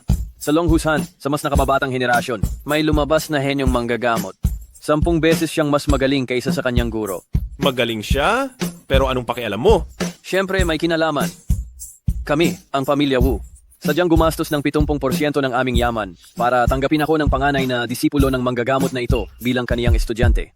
Kailan pa ako nagkaroon ng estudyante? Ano? Disipulo ng isang henyong manggagamot? Ang ganitong uri ng dalubhasang walang pakialam sa mundo ay tumatanggap din ba ng mga estudyante? Ito nga, ang pagkakataon ng aming pamilya Wu. Kayo, hindi kayo makakaabot nito. Matanda, tanungin kita. Ngayon, gusto mo pa bang ipaghiganti ang iyong apo? Kukunin mo pa rin ba ang paghihiganti para sa iyong apo? Wu Shan, huwag kang masyadong mayabang. Huwag mong kalimutan. Ngayon, sa pagtanggap ng aming Miss Nalan, ibang-iba na ang sitwasyon namin. Sinalan. Walang kuwenta sinalan. Noong taon, sinalan yan umakyat sa bundok Longhu. Pero hindi man lang nakita ang mukha ng doktor at pinaalis lang siya sa pintuan ng bundok. Chu Lufeng, hindi ba't ikaw ang tagabantay sa bundok Longhu? Bakit hindi mo man lang nakilala si Miss Nalan? Maraming nagpupunta sa bundok Longhu araw-araw para maghanap ng doktor. Paano ko naman sila makikilala lahat? Bukod pa riyan, ang pamilyang Nalan dito ay tinuturing lamang na panggit na pababa, kaya normal lang na hindi ko sila kilala. Panggit na pababa pala ang pamilyang Nalan? Tama, ang mga makapangyarihang pamilya sa paanan ng bundok. Sa mata ng totoong malalakas, lahat sila ay parang langgam lamang. Bakit ba ako naging napakatanga noon? Nagpakaaso ako sa pamilyang Nalan ng napakatagal. Bakit hindi ko man lang nadiskubre ang daan na ito paakyat ng bundok? Chu Liufeng, hindi ko inasahan na ikaw ay taga Longhu Mountain din. Kaya pala napakamayabang mo kanina. Ganito, pagkatapos ng 3 araw, magsasagawa ang pamilya Wu ng isang seremonya ng pagtanggap sa disipulo. Fei, kunin mo ang imbitasyon at sa oras na iyon, pumunta ka sa lugar at pumayag ka na maging asawa ko at ang mga bagay sa pagitan natin ay limot na, hindi ba? Chu Liufeng. Hehehe, Young Master Wu. Ha? Dahil tatanggapin ka ng pinakamatandang disipulo ng banal na manggagamot, ibig sabihin kabilang ka na rin sa Longhu Mountain.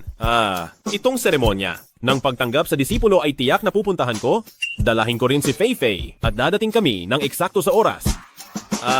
Sana paboran mo ako sa harap ng pinakamatandang disipulo ng banal na manggagamot. Hahaha, ayoko na ring maging utusan habang buhay. Hindi ba? Sige. Ang marunong umintindi ang nakakaangat.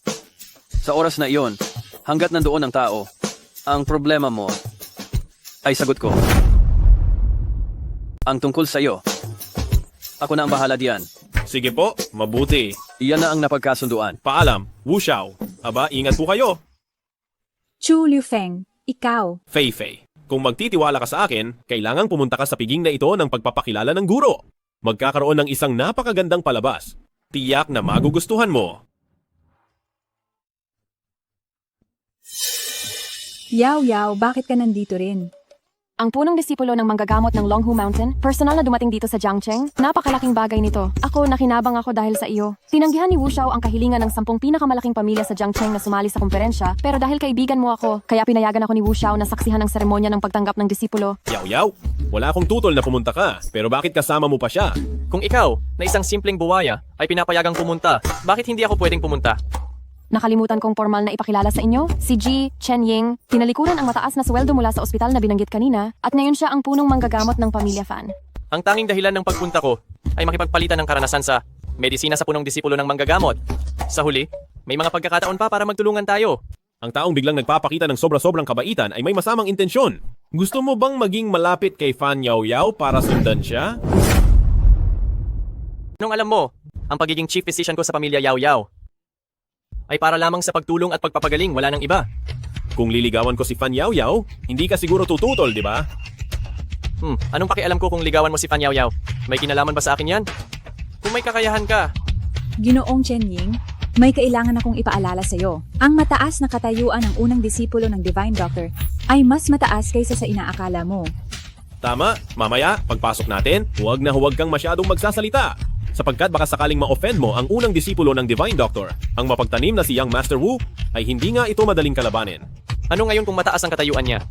Para sa akin, isa lamang siyang doktor. Pasensya na talaga sa pagiging prangka. Kahit gaano pa kataas ang kaniyang galing sa tradisyonal na Chinese medicine, kumpara sa Western medicine na may mature na sistema, malayo ang agwat.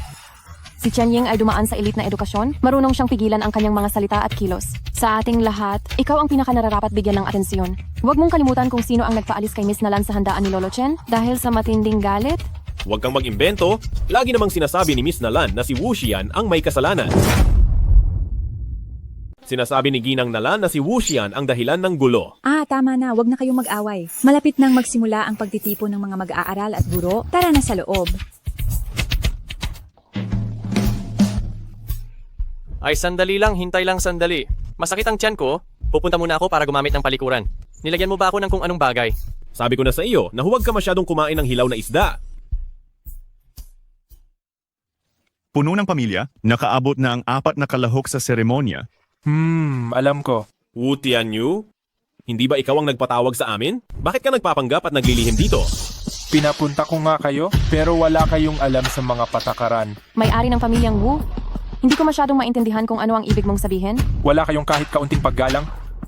Nakakahiya sa Jiang Cheng. Ngayon kaharap ninyo ang unang disipulo ng banal na manggagamot. Pumunta lang kayo ng walang dalang regalo. Kailangan pa ba itong ituro ko sa inyo? Wuxian, sinasadya mo bang manggulo? Kung ganoon, aalis na kami ngayon. Wag. Fei, huwag kang magmadali.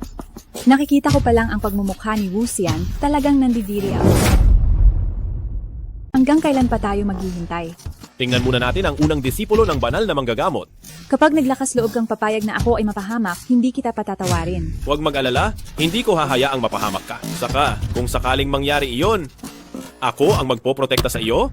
Wala namang makakapigil sa akin. Mabuti kung ganoon. Ang unang disipulo ng banal na manggagamot ay dumating na. Nandyan na siya.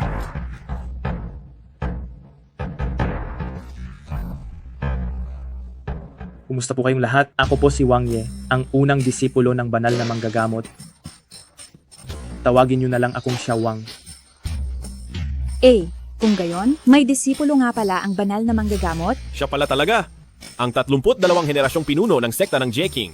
Matagal na tayong hindi nagkita. Hindi ba't sinabi ko na sa iyo? Hindi kita tatanggapin bilang aking disipulo. Ginagamit mo pala ang pangalan ko para mandaya at manlinlang. Lubos po akong nagbibigay galang sa inyo. Wala po talaga akong intensyon na gamitin ang inyong pangalan para mandaya at manlinlang. Ang paghanga ko po sa inyo ay parang rumaragas ang ilog, walang katapusan. Huwag niyo po sana akong husgahan dahil sa isang hindi pagkakaunawaan at pabayaan dahil masisira ang loob ko. Sige, may ipapagawa ako sa iyo. Kapag nagawa mo ito ng maayos, talagang pag-iisipan kong tanggapin ka bilang disipulo.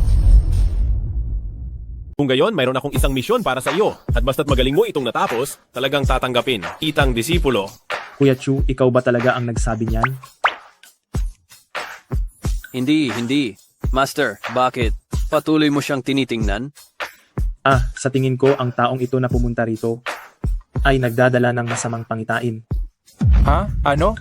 Kunin ang mga tao, palabasin niyo si Chu Liufeng? Huwag mong paalisin. Kung gayon, ano ang dapat kong gawin? Sige na. Ganito. Una, bigyan mo muna ang taong ito ng 3 malalaking paggalang. Ako? Oo. Chu Liufeng, ito. Fei, naiintindihan ko. Dahil napakalaking kamalasan ko, aalis na lang muna ako. Sandali lang.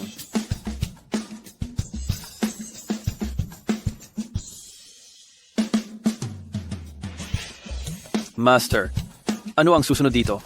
Ang susunod ay, sa loob ng 3 taon, hindi mo maaaring pakasalan ang babaeng ito. Master, paano naman ang kasunduan sa kasal namin ni Chen Feifei? Master, ang kasal ko ba kay Chen Feifei? Maliban kung mag-alay ka ng kayamanan upang maiwasan ang kalamidad at ilabas mo ang 80% ng ari-arian ng pamilya Wu at ibigay mo sa taong ito. Master, pakiramdam ko ay niloloko mo ako. Huwag kang magsalita ng masama. Gusto niyo pang ibigay sa akin kahit ayaw ko na. Ayan, narinig mo. Siya mismo ang nagsabi na ayaw niya. Kayo mga taga-pamilya Wu, gusto niyong sirain ang mga patakaran. Sige, kung ganon, ang seremonya ng pagtanggap ng disipulo ay kanselado muna. Huwag po, Master. Kailan po kaya muling tatanggap ng disipulo? Sa pinakamaikli, 3 taon. Sa pinakamahaba, 10 taon. Maghintay kayo. Huli, may ibibigay akong pabalik sa inyo. Maghiwalay na tayo dito. Master! Ayan, umalis na siya, Master.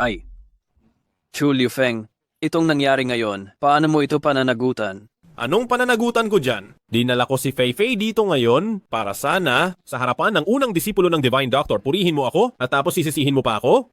Hindi. Taga Longhu Mountain ka. Alam mo na, bago ka dumating na mangyayari ang ganitong bagay. Ako ay taga Longhu Mountain, isang tagalinis lang. Paano ako makakapagbasa niyan? Ako ay taga Longhusan lang nakatulong. Hindi ako marunong manghula niyan. Sa tingin ko rin, hindi kasalanan ni Chu Liufeng ang nangyari ngayon? Mga Ginoo, hindi ba ninyo masyadong pinapaboran ang manggagamot na iyan? Mga kasama, huwag na nating pag-usapan kung mapagsamantala ang manggagamot na iyan. Sa pananaw ko, kahit pa may kakayahan siya, isa lang siyang practitioner ng tradisyonal na Chinese medicine. Ang nagagawa niya sa tradisyonal na Chinese medicine, kaya ko rin gamit ang Western medicine, kaya ko rin gawin.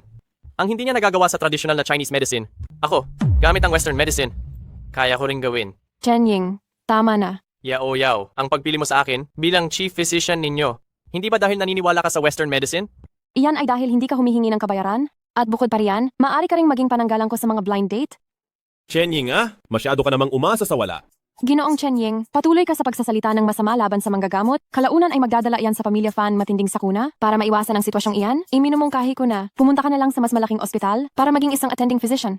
Hindi ka bagay sa maliit naming lugar. Hindi ka namin kayang panatilihin dito. Hala, Yao, huwag kang magsalita ng ganyan. Magbabago ako.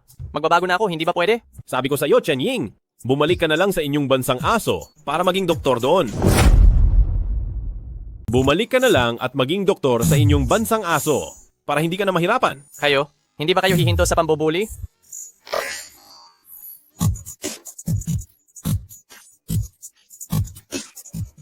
Mukhang hindi rin masama ang hitsura ni Fan Yaoyawa. Sisimulan ko siyang ligawan sa loob ng 3 taon na ito at pagkatapos ay gagamitin siya para mapunta sa akin si Chen Feifei.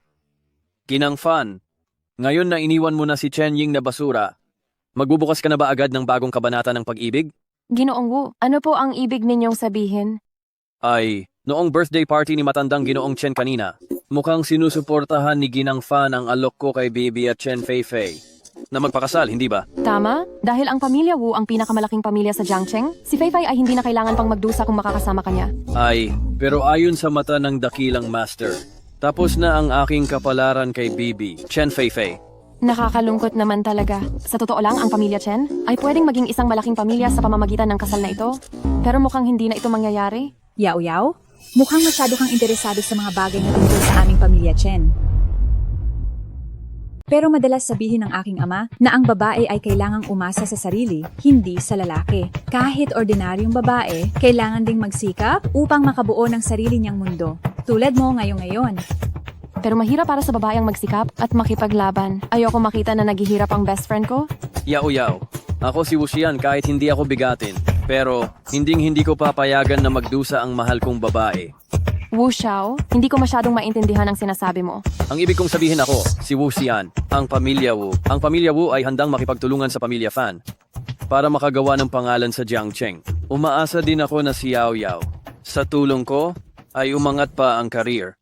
Wuxian, ang kapal talaga ng mukha mo. Katatapos mo lang habulin si Chen Feifei. Ngayon naman si Fan Yaoyao ang puntirya mo. Wu Xian, mabuti kang tao. Ako si Fan Yaoyao, nagpapasalamat sa iyo ng lubusan. Pero sa kalagayan ko ngayon, kontento na ako at ayokong magbago pa. Kung gusto mo, pwede pa tayong manatili sa magandang relasyon ng pagtutulungan. Tungkol naman sa ibang bagay, hayaan na lang natin ang tadhana. Yao, pansamantalang tumanggi lang ang master na kumuha ng disipulo. Pagkatapos ng 3 taon, kapag nagbago na ang isip ng master, wala ka ng puwesto sa aking palanguyan. Ginang pamilya Fan, si Wuxian namin ay isa sa pinakamagaling na lalaki sa Jiangcheng. Tingnan mo noong nililigawan niya si Feifei, napakaseryoso niya.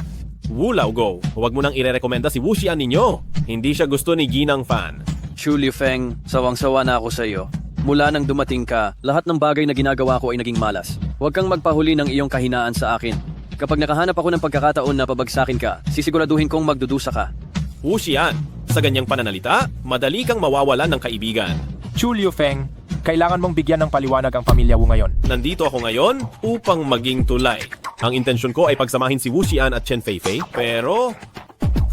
Sige na, mayroon akong isang misteryosong reseta ng gamot. Maari ko itong ibigay sa pamilya Wu. At pagkatapos nito, huwag na ninyong sasalungatin ang pamilya Chen. Mula ngayon, huwag mo nang asarin ang pamilya Chen. Ikaw na tagabantay lang sa bundok Longhu. Anong klaseng reseta mayroon ka?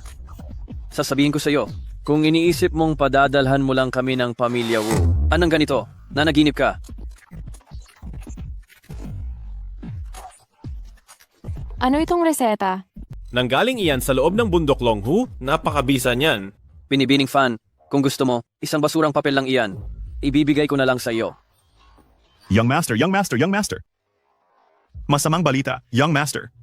Hindi ba sinabi ko sa iyong, huwag mo akong istorbohin? Ano ba iyon? Sabihin mo na. Nagdaos ng birthday banquet si matandang maestro Fan ng Pamilya Fan at bigla nilang inilabas ang matagal nang nawawalang frozen gold powder. Kaya naman, biglang sumirit pataas ang stocks ng Pamilya Fan. Natatakot ako kung magpapatuloy ito, ang posisyon ng Pamilya Wu natin sa Jiangcheng ay manganganib. Ibig mong sabihin, totoo ang reseta ni Chu Liufeng? Opo, Young Master, iniisip ko, dapat nating pigilan ang pagkalat ng balitang ito ngayon. Natatakot ako kung magpapatuloy pa ito. Ang presyo ng stock ng Pamilya Wu natin ay tatamaan ng malaki. Ikaw, ganyan. Ipinagkakatiwala ko sa iyo ang bagay na ito. Ihanda mo na kaagad ang sasakyan. Pupunta ako ngayon din sa selebrasyon ng kaarawan ng Pamilya Fan para kunin pabalik itong reseta. Ay hindi, Young Master. Maghintay po muna kayo sandali. Ang bagay na ito, nasa kamay po ngayon ng dalaga ng Pamilya Fan, si Fan Yao Yao.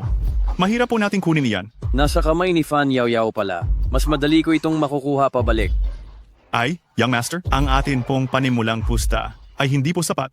Nasaan ang regalong? Ibinigay ng Master bago siya umalis noong nakaraan. Dalhin mo rito ngayon. Pupunta ako agad sa selebrasyon ng kaarawan ng Pamilya Fan. Sige po. Hintayin ninyo ako. Yao Yao, hindi na sayang ang pagiging paborito kita. Hindi ko inasahan na ang isang pirasong walang kwentang papel ay magdadala ng walang hanggang kinabukasan sa Pamilya Fan. Lolo, hindi ko rin po inasahan na ito pala ay isa lamang aksidente. Lolo Fan, kung pag-uusapan po ang pinakamalaking bayani, si Chu Liufeng pa rin po iyon. Siya po ang nagdala ng gamot pababa mula sa bundok. Oo nga, binata.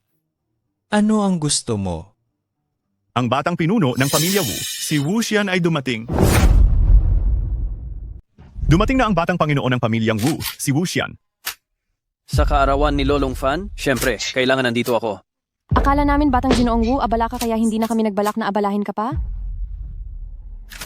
Fan Yao Yao. Siya ang kasalukuyan kong nililigawan. Kaawan ng lolo niya? Posible bang wala ako rito? Wag na, Wu Xian. Hindi ba't kilala na kita? Alam mo na ba ang tungkol sa frozen gold powder? Sige. Ngayong alam na ninyo, wala na tayong dapat pang itago. Inaangkin ko ngayon ang formula na orihinal na pag-aari ng Pamilyang Wu mula sa Pamilyang Fan at ibigay nyo ito sa akin. Batang Ginoong Wu, dati ikaw mismo ang nagsabi na hindi mo na kailangan itong basurang papel? Sinabi ko nga na hindi ko na kailangan ng basurang papel na ito. Pero ang formula na nakasulat doon sa basurang papel, sa akin naman talaga ito, hindi ba? Ito ay iniwan sa akin ni Chu Liufeng. Wu Xian, ikaw ay talagang walang hiya. Paano kung hindi ito ibigay sa iyo ni Yao Yao? Kung ganoon, huwag nyo na akong sisihin kung magiging bastos ako. Ngayon, inuutusan ko kayong ibigay sa akin ang formula. Batang Ginoong Wu, ito ay pag-aari ng Pamilyang Fan? Bakit ko pa ito ibibigay sa iyo? Dahil lamang sa ako ay apelidong Wu. Tama na. Wu Xian, huwag mong isipin na dahil ikaw ay batang Panginoon ng Pamilyang Wu, ay maaari ka nang maging walang galang. Lolong Fan, pinapayuhan kitang maging mas magalang sa akin. Kung hindi nga... Ito ay... Ayon sa pagkakaalam ko, ang kalusugan ni Lolo Fan ay matagal nang hindi maganda sa mga nakalipas na taon at patuloy siyang naghahanap ng paraan para humaba ang buhay. Tama ba ako? Wu Xian. Ganyan ba talaga ang pag-uugali ng Pamilya Wu? Ang manghimasok sa pribadong buhay ng iba. Ikaw na isang taong takot mamatay. Bakit mo pa ako tinuturuan ng moralidad? Alam mo ba ito? Ang Great Rejuvenation Pill. Oo, ito ay isang Great Rejuvenation Pill na kayang magpahaba ng iyong buhay ng 10 taon. Tanging ang dalubhasang manggagamot lang ang makakagawa niyan. Ang paglitaw ng pildoras na iyan ay magdudulot ng malaking kaguluhan. Pero wala akong nabalitaan kamakailan tungkol sa paglabas ng anumang elixir. Ang unang alagad ng dalubhasang manggagamot, bagamat hindi niya ako ginawang alagad, bago siya umalis, ay binigyan niya ako ng Great Rejuvenation Pill na ito. Ito ay bilang ganti sa Pamilya Wu, sa pag-aalay ng 70% ng aming yaman. Binatang Wu, ngayon na dinala mo ang pildoras, ibibigay mo ba ito sa akin? Ang pildoras, maaari ko itong ibigay sa iyo, ngunit kailangan kong makita kung magkano ang handang ibayad ng matandang G-Fan para dito. Binatang Wu, basta ibigay mo ito sa akin. Ang ari-arian ng aming Pamilya Fan, pati na ang kita sa loob ng 10 taon, lahat ng iyan ay ibibigay ko sa iyo. Matandang Ginoo. Ha? Hindi ka seryoso. Anong ibig mong sabihin? Kung gusto mo talagang humaba ang buhay, ibigay mo sa akin ang reseta ng formulang iyan na pinagmumula ng yaman. At saka, hayaan mong ialay ng iyong paboritong apo ang sarili niya sa akin. Wu Xian, talaga bang iniisip mo na sa isang pildoras na hawak mo? Makukuha mo na ang lahat ng bagay na ito? Lolo, hindi ba? Lolo? Baka naman... Yao Yao. Maaga namatay ang mga magulang mo, kaya ako ang nagpalaki sa iyo. Kung makukuha ko ang Pildoras na ito, makakapamuhay pa ako ng 10 taon. 10 taon iyon. Pagkatapos, kapag kasal na kayo ni Ginoong Wu at nagkaanak na kayo, tutulungan ko kayong mag-alaga. Ano? Sa tingin mo? Lolo Fan, hanggat mapapakasalan ko ang apo mo, sa susunod na taon, bibigyan na kita ng apo sa tuhod. Sige na. Lolo, hindi ko inakala na isa ka palang ganyang pagkamakasarili. Ngayon ko lang nakita ang tunay mong mukha. Walang hiya. Dahil isa kang inapo ng Pamilya Fan, dapat mong isaalang-alang ang lahat ng nakatatanda sa Pamilya Fan. Kayo ba ang magdedesisyon sa kinabukasan ni Yao Yao? Bakit? Fei, isa kang babae mula sa Pamilya Chen, pinapayuhan lang kita. Mas mabuting huwag mong baguhin ang isip ni Yao Yao. Kung hindi, ako at si Young Master Wu, hindi namin kayo palalampasin, Pamilya Chen. Ha. Anong tinatawa mo? May gana ka pang magtanong kung bakit ako tumatawa. Ikaw at si Fan Cheng-an, hindi na ninyo kailangang mag-makeup para kayong mga walang kwentang payaso. Anong alam mo? Alam mo ba kung gaano kahalaga ang dakilang elixir? Inaamin ko, sobrang halaga nitong dakilang elixir. Kahit na buong lakas akong gumawa at naubos ang lahat ng spiritual energy ko, sa loob ng 10 araw, isa lang ang kaya kong gawin. Ikaw ba ang gumagawa ng dakilang elixir? May sira ba ang ulo mo? Inaakala mo bang isa kang tunay na doktor na may kagalingan? Oo, ako nga, mula sa Longhu Mountain, sa ilalim ng matandang master, na minsan lang lumabas sa loob ng mahigit na 1,000 taon, ang hinahanap na doktor na may kagalingan. Ikaw ang doktor na may kagalingan ng Longhu Mountain? Oo. Kung ganoon, ikaw na doktor na may dakilang kagalingan. May dala ka bang dakilang elixir ngayon? Kumuha ka nga ng ilan at ipakita mo sa lahat. Ay, hindi mo na kailangang tatanungin. Nagkataong 2 nga ang dala ko ngayon. Chu Lufeng, ang tableta mo ay napakaliit, ang kulay ay itim pa at wala man lang amoy ng isang dahuandan. May lakas ka pa ng loob na sabihin na ito ay isang dahuandan. Chu Liufeng, tingnan mo nga lang itong mga Maltesers na hawak mo. Malapit ng matunaw. Chu Liufeng, pekeng gamot ito, hindi ba? Chu Liufeng, alam kong mabuti ang intensyon mo, ngunit sa ganitong oras, huwag ka na lang sanang sumingit at gumulo. Oh, para sa'yo. Anong ibig mong sabihin? Chu Liufeng, alam mo ba kung anong lugar ito? Sobrang lampas na ng biro mo. Hindi ako nagbibiro sa'yo. Ang tableta ko ay talagang makakapagpahaba ng buhay ng lolo mo ng 10 taon. Ngunit, mukhang hindi siya karapat-dapat kumain nito. Ikaw, ibig mong sabihin, talagang epektibo itong gamot? Hindi ka pa ba naniniwala sa aking kasanayan sa medisina?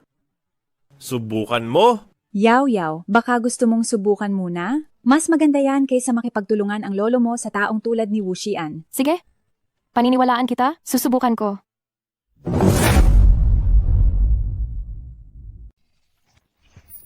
Kumusta, Yao Yao? Itong Pildoras, parang talagang epektibo. Pakiramdam ko punong-puno ako ng lakas at ang enerhiya ko ay mas masagana kaysa dati. Ito ang Grand Restoration Pill mo. Pero ano naman itong sa akin? Tikman mo para malaman mo.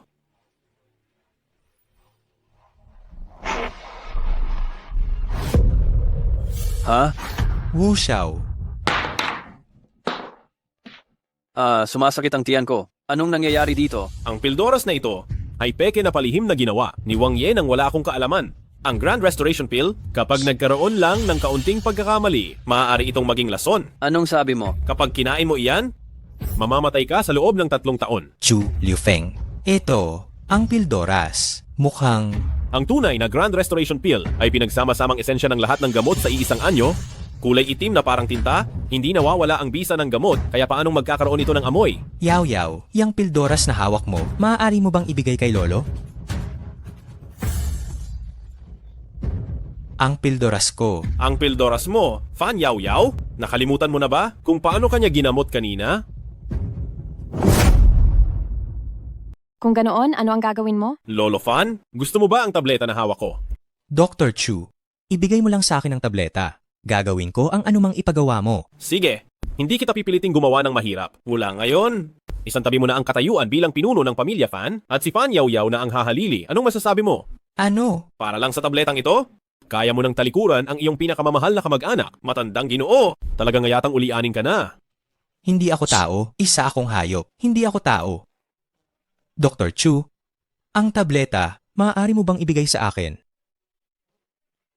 tableta. Sa wakas, nakuha ko na ang tableta. Magiging walang kamatayan na ako. Magiging walang kamatayan na ako. Magiging walang kamatayan na ako.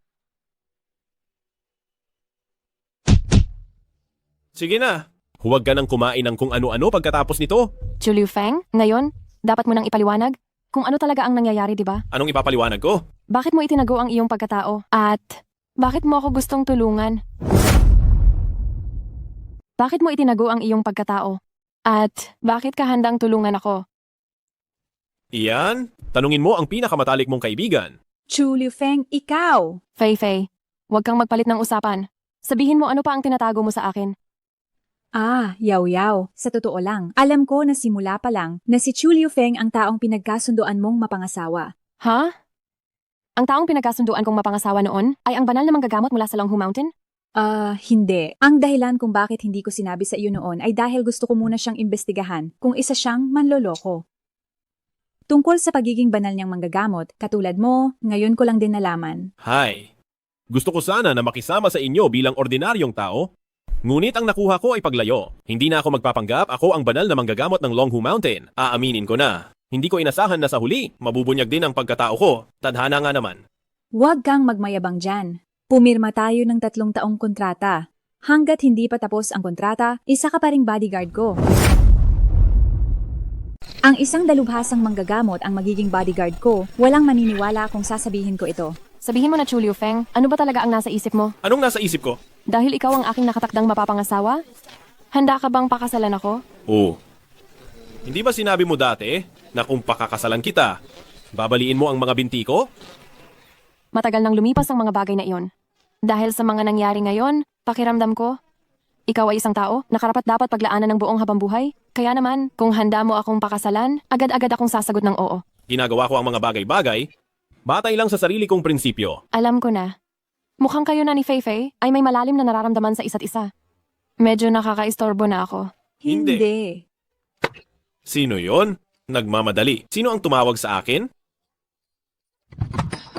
Hello? Hindi maganda ang aming natanggap na balita, Dr. Chu. Malapit na pong mamatay ang lolo ko. Ihanda na ang sasakyan. Pupunta ako agad sa Yegwo. Chu Liu Feng, anong nangyayari? Mayroon bang kagyat? Sinalan yan. Nangako ako noon na gagamutin ko ang lolo niya. Ngayon, kailangan ako ng lolo niya. Kung ganoon, magmadali ka na. Binibining Nalan, siya ang aming biyaya. Kailangan mo silang tulungan. Kung ganoon, salamat sa inyong dalawang magagandang dilag sa inyong pag-unawa. Magkikita tayo ulit pagkatapos ng 3 araw, ha?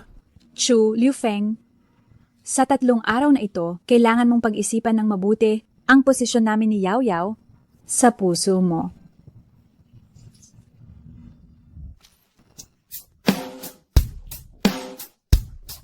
Salamat sa banal na manggagamot na si Chu. Kung hindi ang lolo ko ngayon, ay malamang nawala na. Ito ang sarili mong itinanim na karma. Kung hindi ka pumunta sa Jiangcheng, hindi mo ako makikita. Kung hindi mo ako nakita, walang mangyayari pagkatapos nito. Masasabi lang, ang matandang Ginoong Nalan ay gumawa ng maraming mabuting gawa at nag-ipon ng kapalaran. Ako naman ay inayos para gamutin siya. Banal na manggagamot na si Chu, napakapakumbaba mo. Pero ang lolo ko ngayon, hindi pa rin matatag ang kanyang kalagayan sa katawan. Hindi ko alam, pwede ka bang manatili ng ilang araw pa? Sabihin mo ang nasa loob ng puso mo. Banal na manggagamot na si Chu. Naghanda pa ako, ilang set ng damit sa bahay. Gusto mo bang tingnan? Kung gayon, wala akong magagawa kundi sundin ang utos.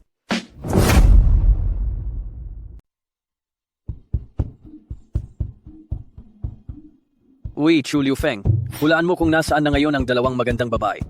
Ha? Oh, mga magaganda. Ngayon, nasa kamay ko na kayong dalawa, di ba? Wuxian? Tingnan mo ang ginawa mo. Palayain mo na agad silang dalawa? Anong sabi mo? Pakawalan sila? Ang biktima na nasa harap ko, sa tingin mo papakawalan ko pa? Sila ang mga babae ng manggagamot. Kapag ginalaw mo sila, hindi natin kayang harapin siya. 3 taon na lang ang buhay ko. Bago ako mamatay, gagawin ko ang gusto ko. Wala kang silbi? Hindi mo ba ito kayang isipin? Basta't pumayag lang ang manggagamot, maaaring mailigtas pa ang buhay mo. Ha ha ha ha. Ako ay magpapakumbaba sa kanya? Ganyan ba? Ha? Kahit mamatay pa ako, hindi ako magsasabi ng kahit isang salitang malambot sa kanya. Baliw ka? Baliw na baliw ka na? Tatawagan ko ang pulis, maghanda ka na sa pagsuko. Oo.